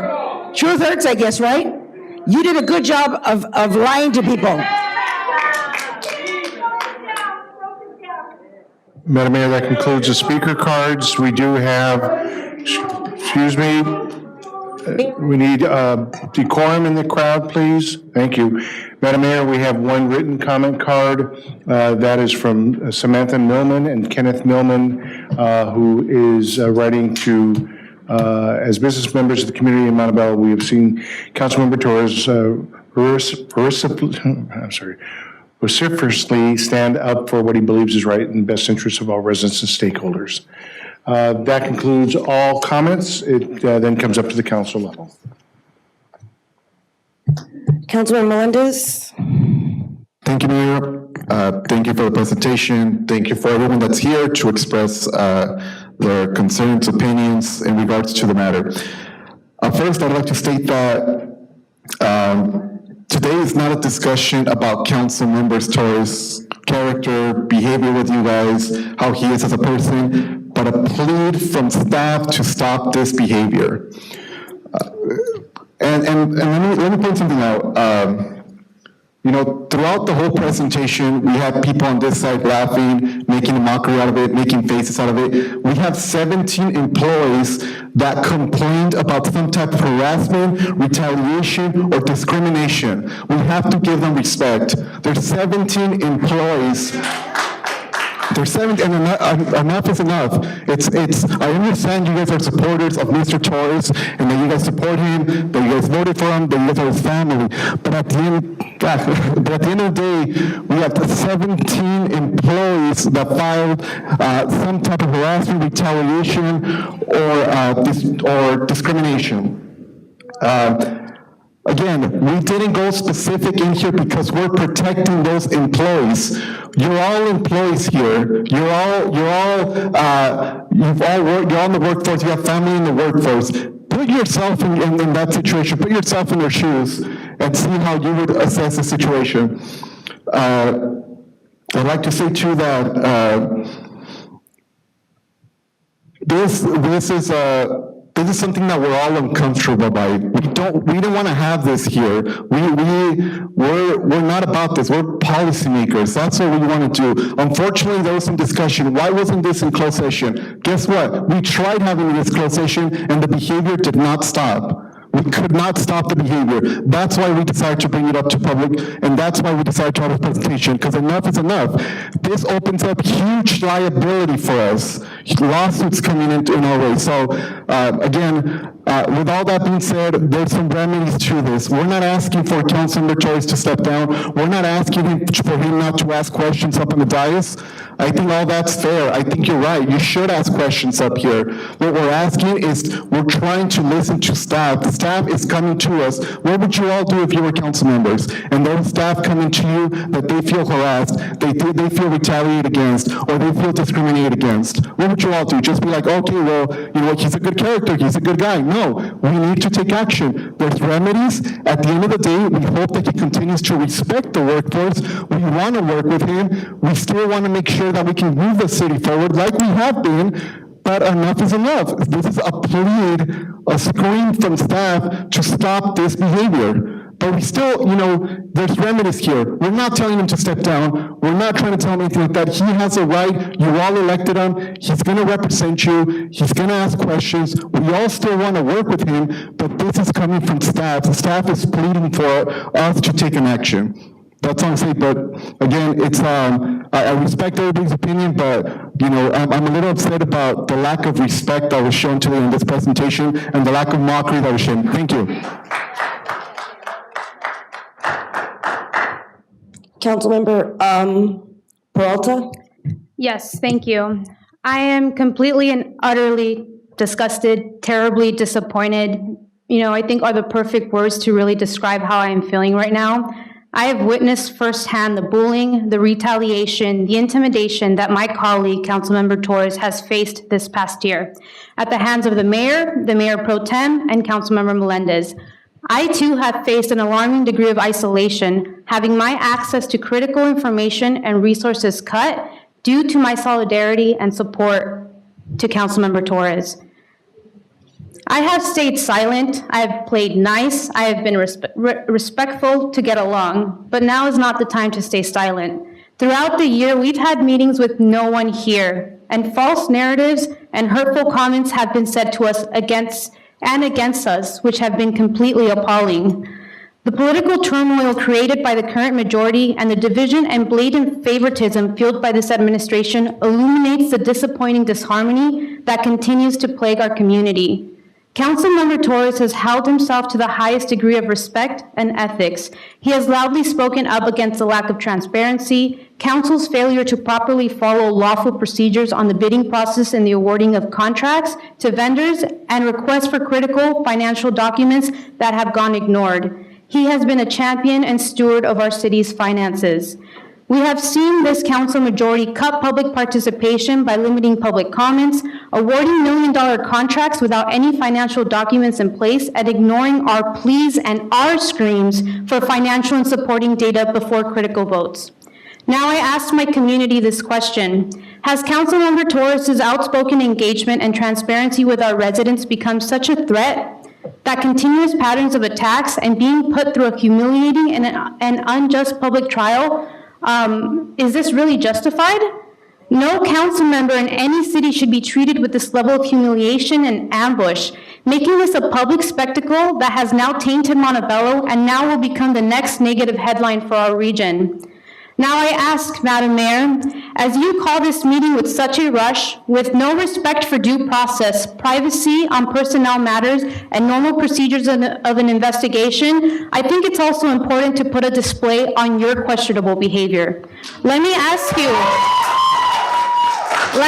you, Madam Mayor, what happened to the claim that the fire chief had presented against you for harassment? Why did the city never launch an investigation? Why was it never brought up back to closed session and quietly swept underneath the rug? In today's presentation, it was claimed that when someone presents any type of claim against harassment, that an investigation is quickly launched to protect that person. That wasn't done so in your situation. Why have you used your power as mayor to bully and suppress Councilmember Torres and me during council meetings, demeaning us, not allowing my colleague to speak, ask questions, and using your power and resources as mayor to hurt and attack him on the dais, shoot down his projects, and limit our access to critical information? Why are your family members threatening my colleague at public events, and why are they blatantly disclosing closed session information to the public, which is illegal? Your unprofessional behavior and abuse of power has marked our city negatively for the past 2 years. Our city has run through decades of turmoil and structural corruption. Our residents are tired. We are burnt out and exhausted by the same old tricks done to hurt and silence representatives who speak out. The fear and intimidation used to keep us quiet will no longer work. If you can't handle being subjected to questions of transparency and fiduciary duties, then this job is not for you. We have more important matters to deal with. Our attention should be placed in creating a better quality of life for our working class community, helping our businesses grow, addressing the vulnerabilities of South Montebello. But instead, here we are, hurting our community due to these personal vengeances that we see today. To the audience, I'm glad that you are all here in support of my colleague. And if I am quoted tonight, I hope it's on this. I hope that the majority's enablement and support of these terrible actions tonight is seen and heard loud and clear throughout our community, and that they remember this. Let's not forget, it's election year, and the majority will be up for your judgment. This will be your opportunity to hold them accountable for the embarrassment that they have brought to our city. And that concludes my comments, Madam Mayor.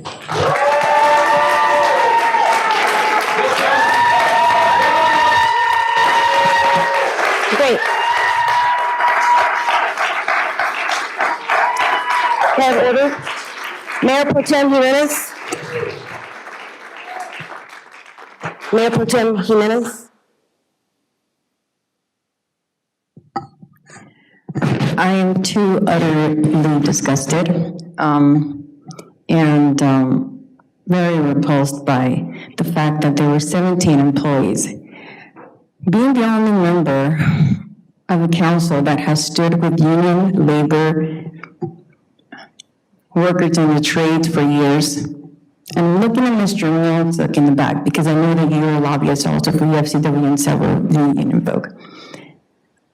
I don't think it's by coincidence that you know David. I'm sure that at some point you or the folks that you work with have employed him. Now, yes, some of us are up for re-election this year. And it is unfortunate that not us, it's not us that have brought this embarrassment to the city, but unfortunately Mr. Torres. And what you're all failing to see and hear right now is that we are not here to judge the actions of also Kimberly in the past. This was a meeting that was called because the information that was taken by these employees, from these employees, was so severe and harming and harmful to them that they felt it was important to come to, well, they didn't even come together, they did this individually.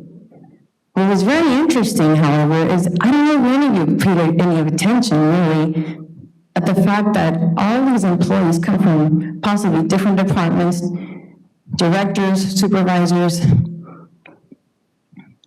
every position possibly in the city of Montebello. Now, I see that our carpenter friends just left. I'm sure that they have other things to do.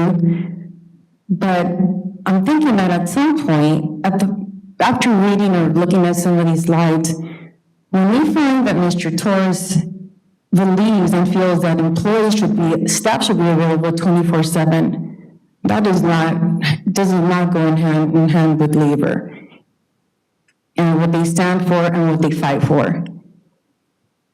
For years, I've stood with workers, fighting for workers' justice, for workers' rights. I've talked to employees, offered chaplaincy with clergy that I worked with.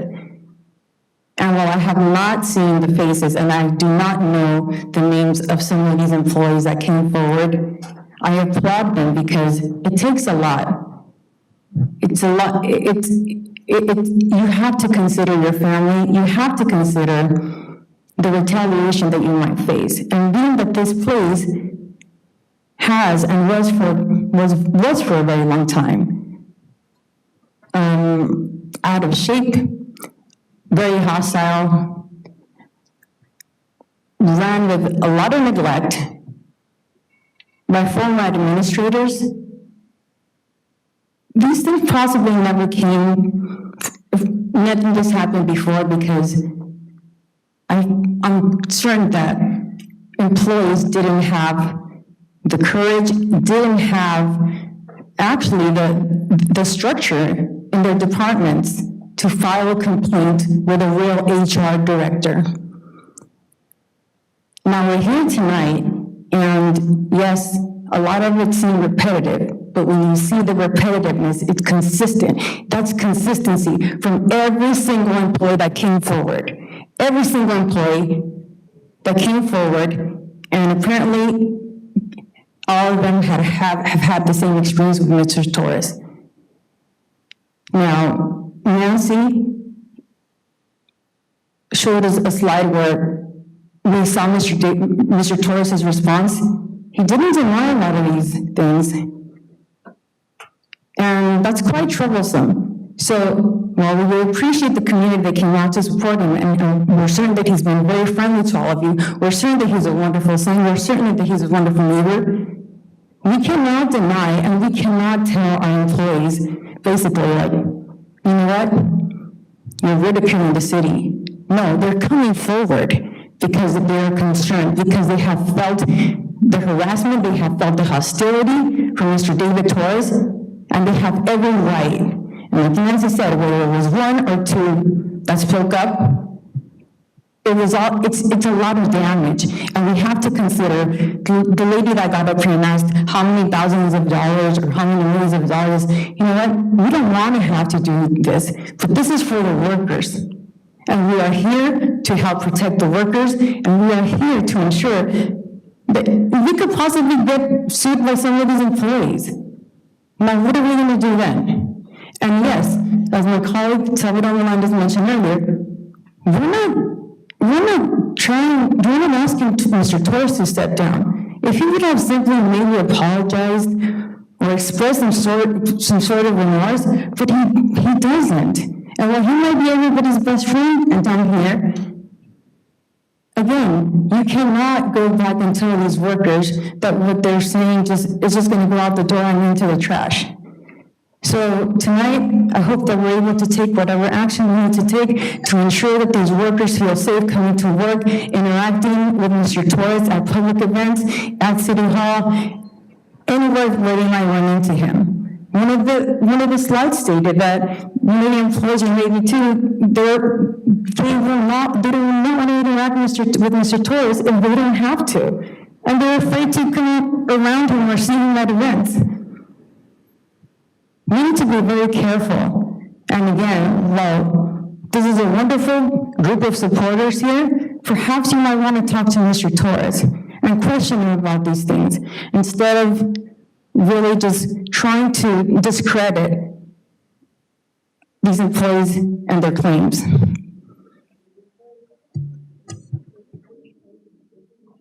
Councilmember Torres? Thank you, Madam Mayor. First, I'd like to understand how much time I have to respond to the presentation and the comments made here. Go ahead. But how much time do I have? Go ahead. We're all here. Take your time.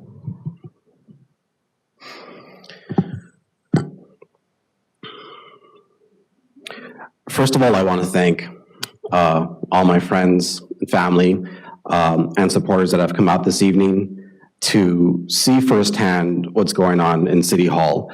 It's been a really incredible experience these last few years, and I'm going to get into some of the things that were talked about in the presentation here. The first thing that I'd like to say is that it is pretty devastating how the miscommunication has created a toxic environment in City Hall.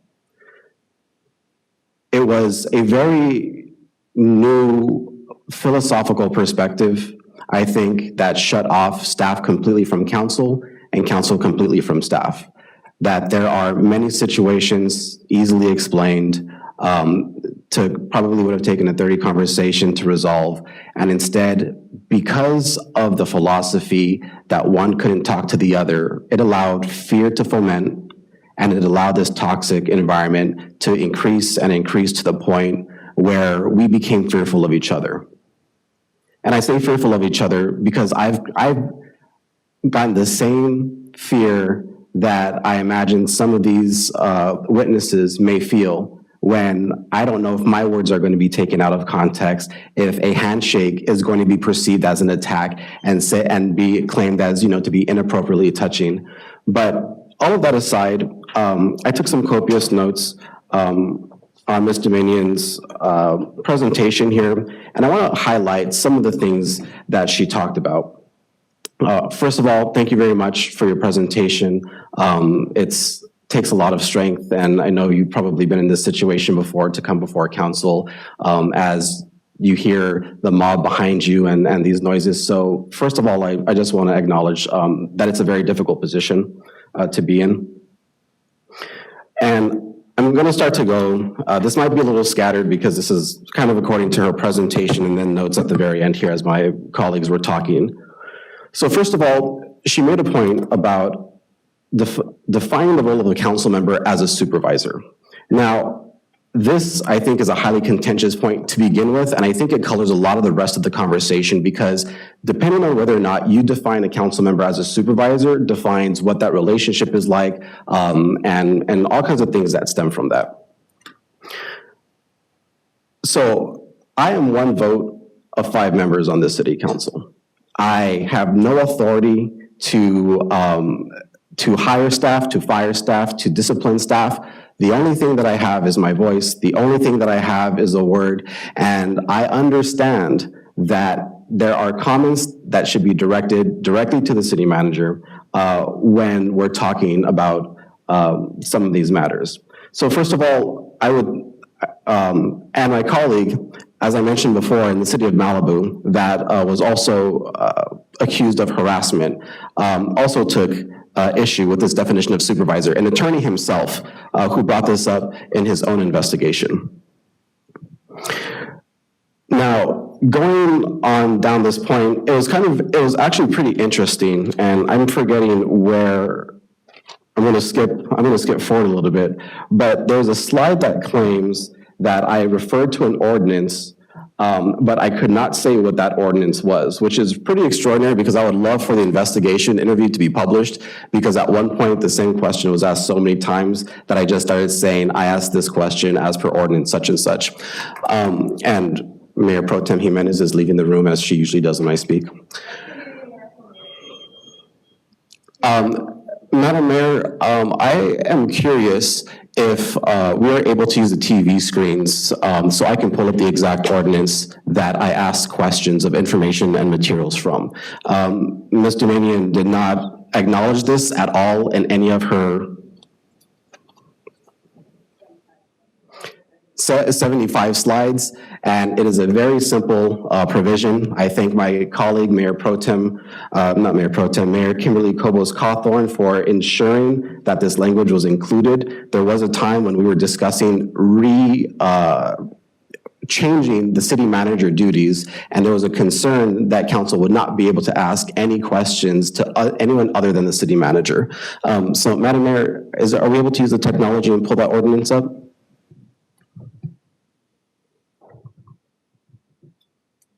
Looking for Director Chi right now. Plus our IT is a little outdated.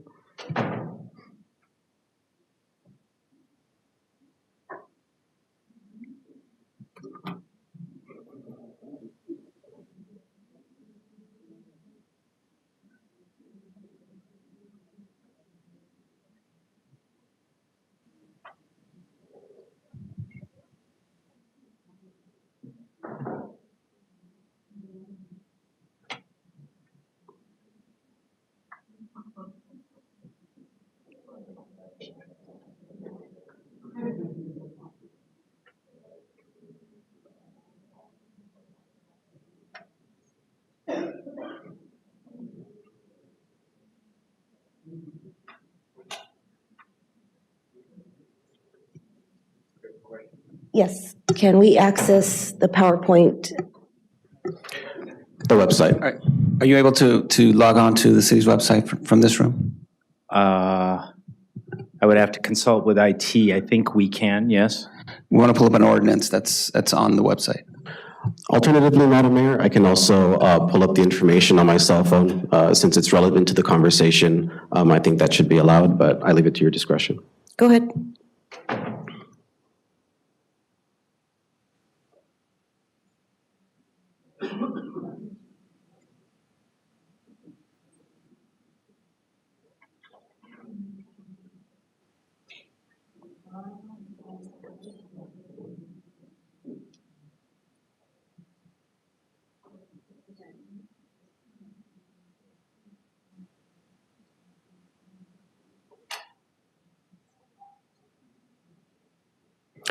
So as I shared with the investigators, unfortunately, it did not make it to Ms. Dumanian's 75-slide PowerPoint, but I will share it here. And I'm so familiar with the provision that I'm able to bring it up in about 15 seconds. If we go to Chapter 2 of the Municipal Code under City Manager, and we go to Section .050 Duties and to Section E, you can tell that I use this one a lot. Section E, for the most part, talks about the city manager as a personnel officer. In exercising his authority, neither the council nor any of its members shall direct or request the appointment of any person, promotion, demotion, discipline, or removal from employment. And it goes on to state this human resources factor. Now, again, because the mayor at the time was very concerned with city council being cut off from information, this provision was very specifically added, and I'll read it. Notwithstanding the foregoing, city council members may make inquiries directly to directors, department heads, or employees for information and materials, but may not unilaterally order or instruct department heads or other employees. So, when a question is asked of a city employee, of a city staff member, of a director, it is my position and my understanding, and I'm sharing the exact same thing that I told the investigators in my interview, that questions of information and materials are allowed by the municipal code. Questions of policy should go directly to the city manager. And yes, I do believe that someone that makes $330,000 a year should not be answering questions about whether or not a social media post is going to be translated into another language. That question can be answered by a staff member, and if there is a conversation about if there should be a policy across all social media posts to be translated, that would be a conversation appropriate for a city manager. That's one of the examples that I like to use a lot. People that are sitting in the room have probably heard me say it before. So, again, a lot, and thank you, sir, for mentioning a lot of this came down to chain of command. That ordinance very specifically allows council to ask questions of information and materials directly to directors and staff members. It does not limit any position in City Hall government.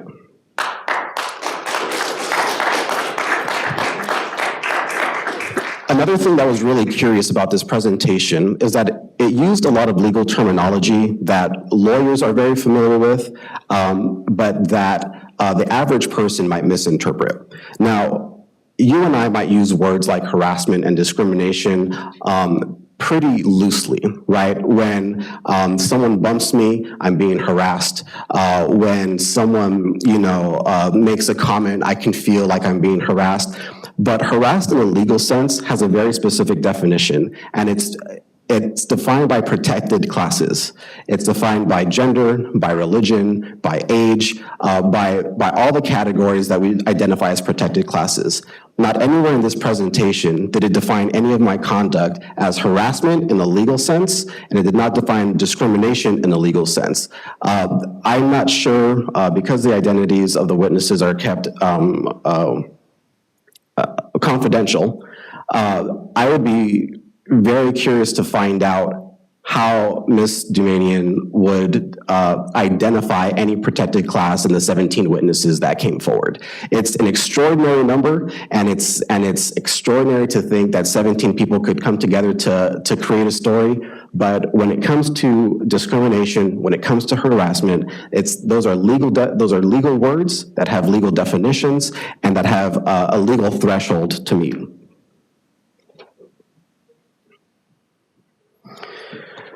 Now, Ms. Dumanian also, in her presentation, made this comment that I was provided every opportunity to provide any leads, any witnesses, and I never provided any evidence. Now, this is a really interesting part of this whole investigation, because from about November, when this investigation started, all the way up into through February or early March, when I had my investigation interview, I was continually asking for my emails. And I would just like to say this right now. I encourage the city to publish all of my emails with city staff, and I encourage the city to publish all of my text messages with city staff. There is not a single communication in there that I feel is inappropriate. Everything has been within my duties and my purview as a council member.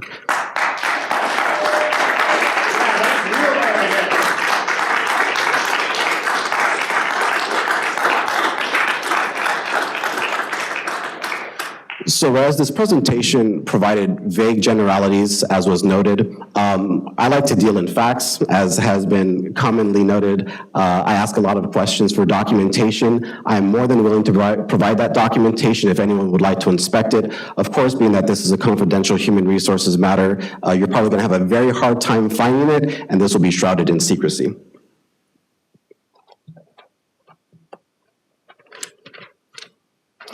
There are accusations that are sprinkled in throughout here that I feel don't really have anything to do with anything. For example, on slide 72 I have here, it's noted that there's a Brown Act violation for posting my position on social media.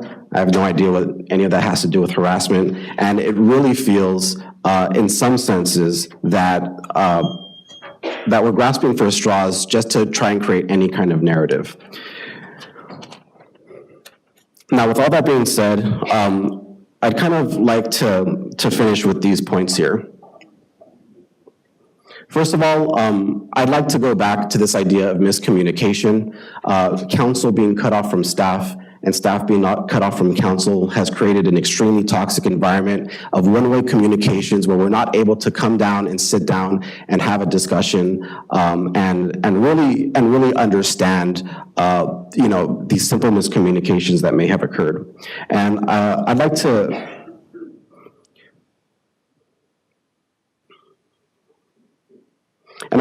note the role of the attorney here. Ms. Dumanian is not impartial. Her job is not to be an impartial arbiter of the facts and present, an analysis of two sides and come to a reasonable conclusion. I do appreciate her strong representation for our city employees. We've spoken before in a matter where I was myself going to be deposed in another case, and I think It is great to know that we have an advocate for the city of Montebello that fights for the rights of our employees vigorously and persistently, although if not, omitting information and providing a very specific narrative. I wasn't given any chance to present evidence. When I appeared at the interview, I had no idea what I was walking into. Mr. Love had a binder that, if I had to estimate, was maybe about 7 to 8 inches high.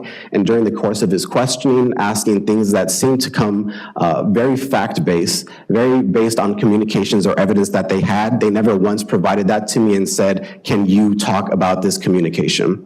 Everything was verbal. They were asked, and again, we're talking about perhaps a 7 or 8 page binder, hundreds and hundreds and hundreds of pages trying to ask me about very specific email communications, text communications, and verbal communications.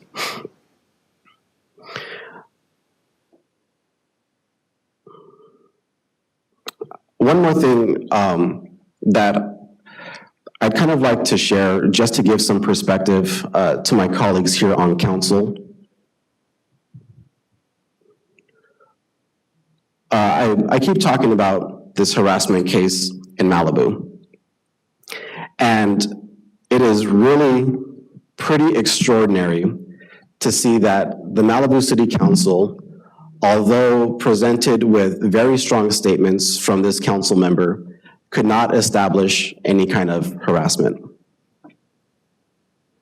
And I'm going to read you a couple of statements from this report so you can understand just how far our First Amendment rights go. And as Americans and as advocates of freedom of speech, just what it means to hold your government accountable, because that's what we're up here to do.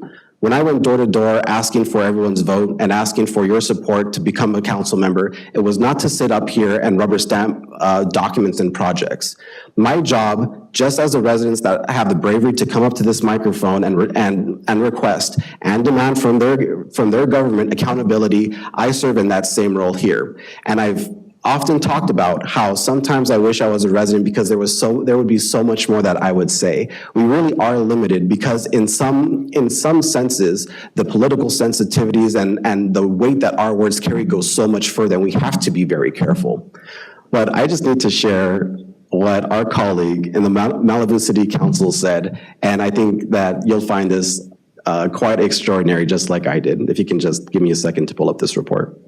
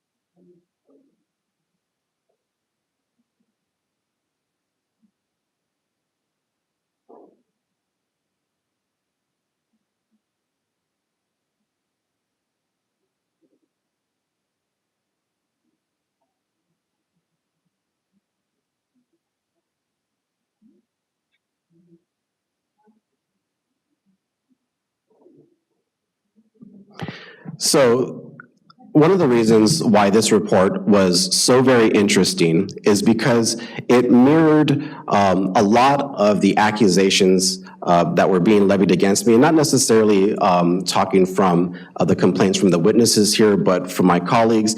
And so in this sense, in this report on page 20, and I'll be posting this so everyone has access and they can read it for themselves, but I would suggest starting at page 20, information requests. This report states, additionally, Mr. Silverstein's numerous information requests did not support that he engaged in gender-based mistreatment towards Ms. Feldman. And the reason why gender-based mistreatment is stated here is because, again, harassment and discrimination are legal terms that have to meet a legal standard.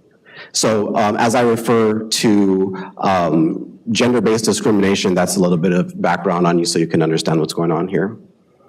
As an initial matter, there was no dispute that Mr. Silverstein submitted multiple information requests to the city. Mr. Silverstein acknowledged doing so, and the witnesses and documents corroborated this was the case. Mr. Silverstein indicated that before he became a council member, he made information requests as a resident, utilizing the city's Public Record Act request mechanism, and upon becoming a council member, utilized the city council process to make requests for information to which he previously could obtain as a resident. So in Malibu, they actually have processes that go beyond the Public Records Act request to gain even more information. Quite the opposite here in Montebello when you try to get information for an $8.3 million contract and you're told no. Indeed, regarding his PRA request, the evidence supported that Mr. Silverstein's requests were, one, made in his role as a resident and so outside the scope of his conduct as a council member, two, focus on city matters to which he sought information which he thought was his right, and three, on their face, were unrelated to gender. Again, harassment is a legal term.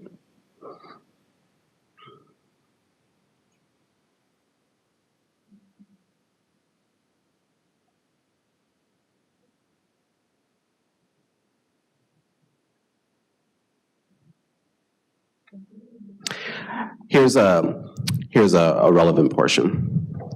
And this is from the city manager.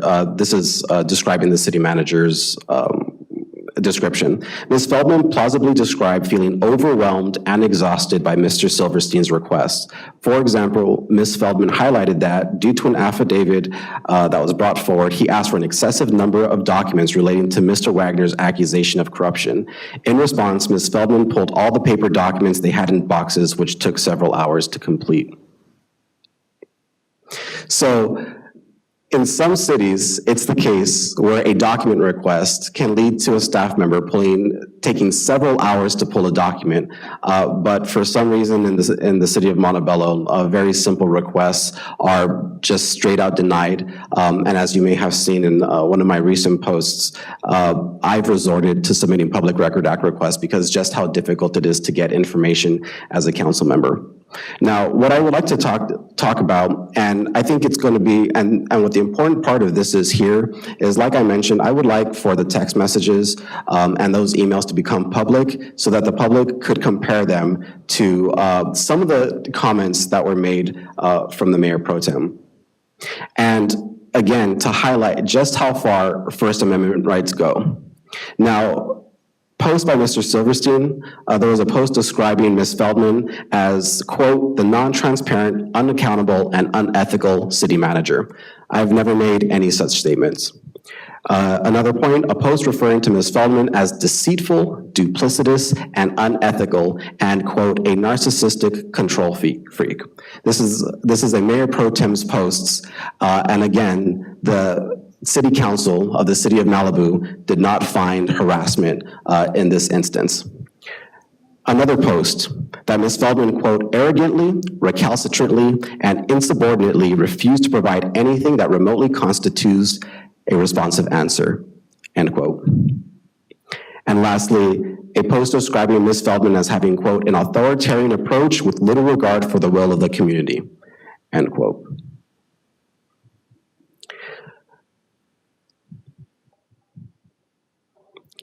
A review of the emails further reflected that Mr. Silverstein regularly disparaged Ms. Feldman. Among other things, his emails described Ms. Feldman as arrogant, clandestine, deceitful, dishonest, disrespectful, duplicitous, a horrible person, lacking in integrity, narcissistic, passive-aggressive, tyrannical, and terse. And I wonder if Ms. Dumanian would add this case study to all the cases that she presented in her PowerPoint presentation.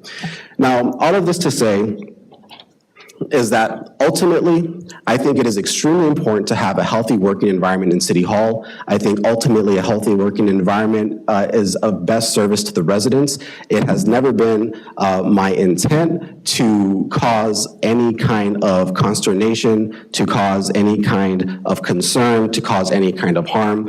And again, because the path of communication from council to staff and from staff to council was completely cut, those wounds were not allowed to heal. So first of all, I would like to acknowledge the effort and the work of our city staff. I would like to apologize that the atmosphere that's been created has created such a toxic environment, and it is really unfortunate, as the residents have noted here, that this has led to this kind of trial by public, where for the first time we're all seeing the allegations all together. I mean, it's been an incredible experience.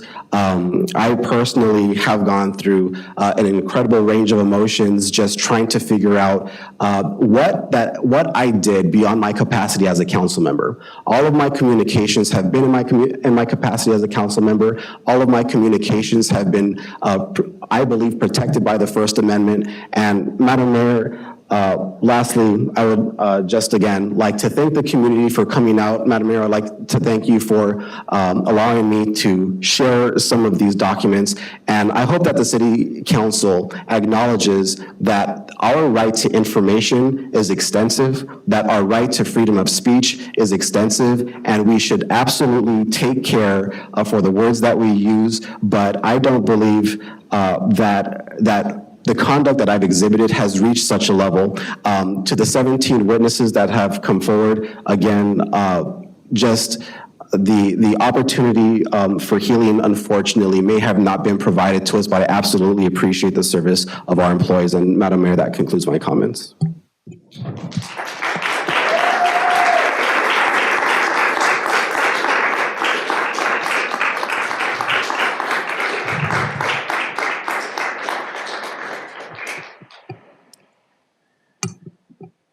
So an email was sent asking why was it done in open session versus closed, and I'd like to reference Government Code 54957B. Anything involving a council member and a personnel or employee has to be done in open session. So that's why it's being done in open session, and I know each of us here are all about transparency, so why would somebody question it not being done in closed session and keeping it from the public? I'll let you guys ask who sent the email, but it wasn't me. Also, 17 witnesses creating a story is a strong statement when it's been deemed that each of those witnesses were credible. And it's unsettling to sit here and listen to that presentation knowing that 17 people were all victims. And what is that going to cost the city? We just settled last week. So what's this going to cost the city? Is there going to be a class action lawsuit? And if that's the case, all 5 of us are going to be sued, not just one, because we are a whole council.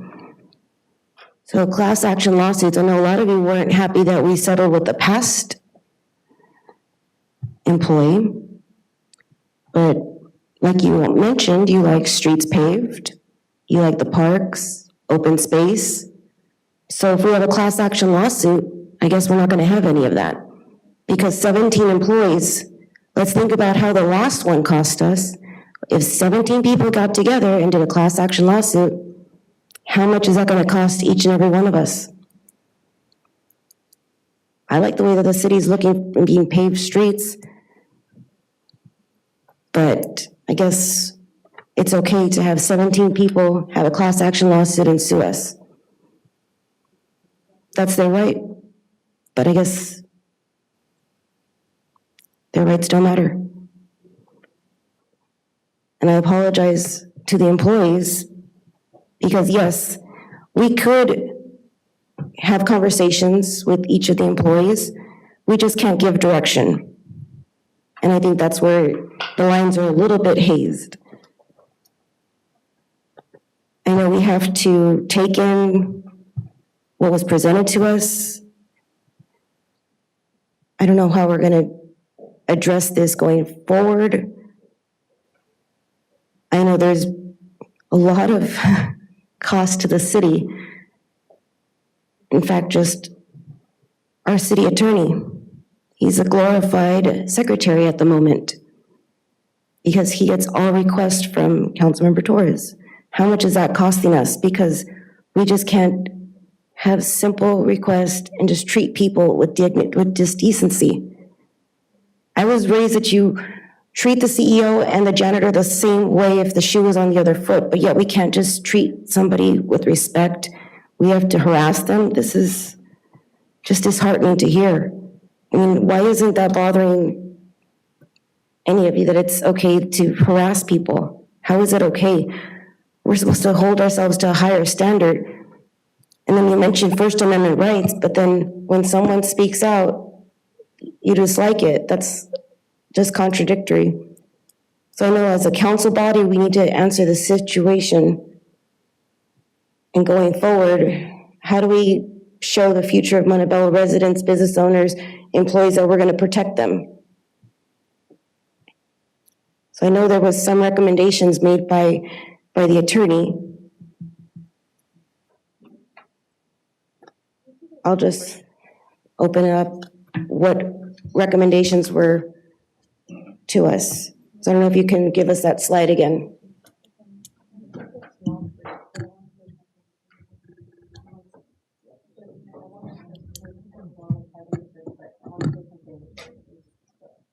So you want to speak? Mayor Pro Tem? I just wanted to ask if we could take a small 5-minute break, but before we do, again, you're all sitting, most of you are sitting here as supporters of David, and if you heard what he just did right now, it's yet again just proving what a lot of these accusations that we saw right here. He is narcissistic. He's trying to defend himself and trying to tell an attorney what terms are. That's David, often. More than often on the dais. This is what he does to our employees. He has shamed them repeatedly. We have seen it on social media. I have neighbors that have called, that have screenshotted, because as most of you have seen, because I know most of you are on social media, I don't go on there too often. And when I do get these messages, and I see them, is only because people send them to me. But when I see them, I'm a little embarrassed, more than embarrassed actually, and I get secondhand embarrassment because I feel bad for the employees. I feel bad for the folks that are posting on our social media. I feel bad for the directors who have to read his emails whenever he feels that it's okay to email them. And again, just what he just did right now to try to defend himself, instead of acknowledging. He didn't apologize to the employees.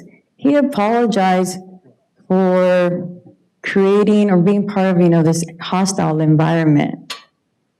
The employees do not suffer and do not work in a hostile environment. This has probably been the most productive team the city has ever seen. Things have happened in the past 2 years. You can boo me, Torres family, you can laugh, and you want to point, you want to call yourself out. If the shoe fits, yes, wear it. And it's unfortunate that we have to go through this. Madam Mayor, point of order that the Mayor Pro Tem is they're laughing, David. People are laughing. He's And talking yes, about my family. I said Torres family, but you want to claim them? Yes, David, your family. They're laughing. And it is unfortunate that, over a year ago, the HR team presented us with MOUs, and, they were shut down back then. They were just presented to us last week. And Mr. Torres decided to share this again. I didn't see it. It was shared by different folks in the community. And it was unfortunate that, of course, our city manager had to clarify a lot of things just to make sure that people understood what was happening. And again, these were all instances that were instigated by Mr. Torres's comments online. So I do want to ask for a 5-minute break because I think it's important that we make the right decision tonight and ensure that the workers that are not named here tonight feel safe going back to work and continue to do their work as they move forward, and they have to interact with Mr. Torres at some point.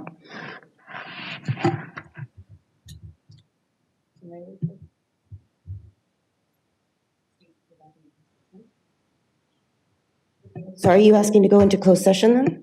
Or? She's asking just for a break. Okay. Did you want to take a break? You can take a break and then the rest of us will just finish what's going on in, Madam Mayor, I'll support Mayor Pro Tem Jimenez's request for a 5-minute recess.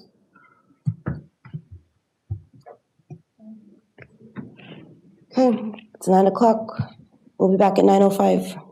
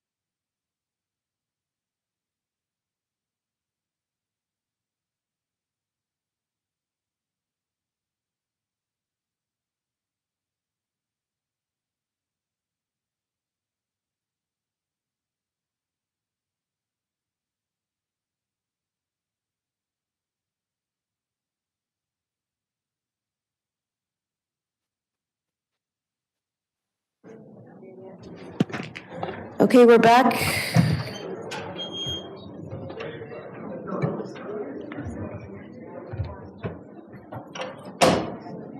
Councilmember Melendez, you wanted to speak before we walked out?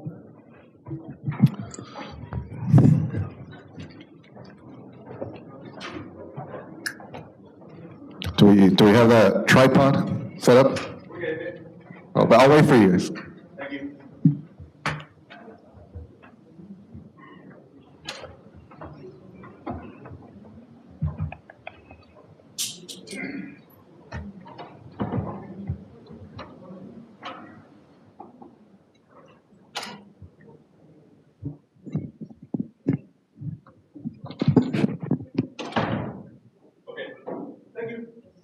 All right. Thank you, Mayor. Again, I'd just like to make quick comments and just a reference to Councilmember Torres. In his statement, I did see that there was a reference to an apology or some sort of that, and I think that's big of him, especially with the situation here. And I think that's a step towards what he said about a healing process moving forward, and all of us working to remedy this and to bring this situation back to where it was, right? So there's going to be a lot of healing, a lot of stuff that we need to do here in the city to implement that policy. So with that being said, I would like to, with the recommendations that were listed, to give authorization to the city manager and city attorney, craft something, bring it back in a month, have a discussion, probably have some type of discussion in closed session, analyze and assure that Mr. Torres's First Amendment and speech and whatever he needs to do as a council member. He can continue to do that. However, with the indication that there needs to be some procedures put in place in order to remedy the current situation. And again, our goal here is not to censor or do anything of that matter towards Councilmember Torres, but to see how we can assure that our employees are safe and that they can continue to do their job. So with that being said, I'd like to make that motion, come back possibly, I don't know, what is it, a month or to regard and have a deeper discussion and go from there. Okay, can I get a second? I do have some comments, Madam Mayor. Okay, Councilmember Peralta. So just to kind of wrap this up, because I know it's late, I think for me, I just find it extremely concerning that, we have multiple unions that represent these employees, and why wasn't a procedure put in place, grievances filed, and conducted in a manner that was internal in collaboration with our HR department? The way that council and whoever called this meeting decided to handle this situation, I think, really provides a disservice to our employees here. This could have been handled in a way that did not make it a public, circus, in a way where my colleague wasn't put on public trial. And I don't understand that, having these process and procedures in place, why did we not go through that route out of respect and protection for our employees? I would also like to say that I want this to be fair. I think that it's important that, as we saw in the presentation today, whenever a harassment claim is levied against someone, whether it's council or an employee, that the city must investigate that. And so prior to any actions taking place tonight, I would like the fire chief's harassment claim against the mayor to be addressed first, prior to any actions being taken on this case, because I just do not see how you can, speak to the audience and speak about how wrong it is to harass staff when you yourself have had a claim against yourself. And so for me, it's just disappointing to see that my colleague continues to be attacked and continues to be held accountable in a way that you haven't been. And that concludes my comments, Madam Mayor.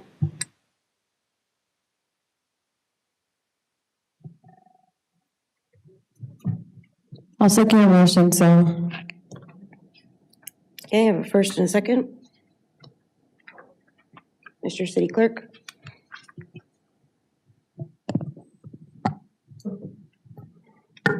Councilor Melendez? Aye. Councilor Peralta? Mayor Pro Tem Jimenez? Aye. Councilor Torres?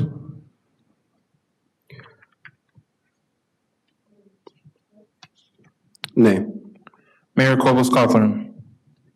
I'll vote with the employees. I vote aye. That carries 3-2. Let's hope we don't get bankrupt. That concludes tonight's business. Mayor, it'd be appropriate to adjourn. Can I have a motion to adjourn? I'll make the motion. I have a second. I'll second. We're adjourned.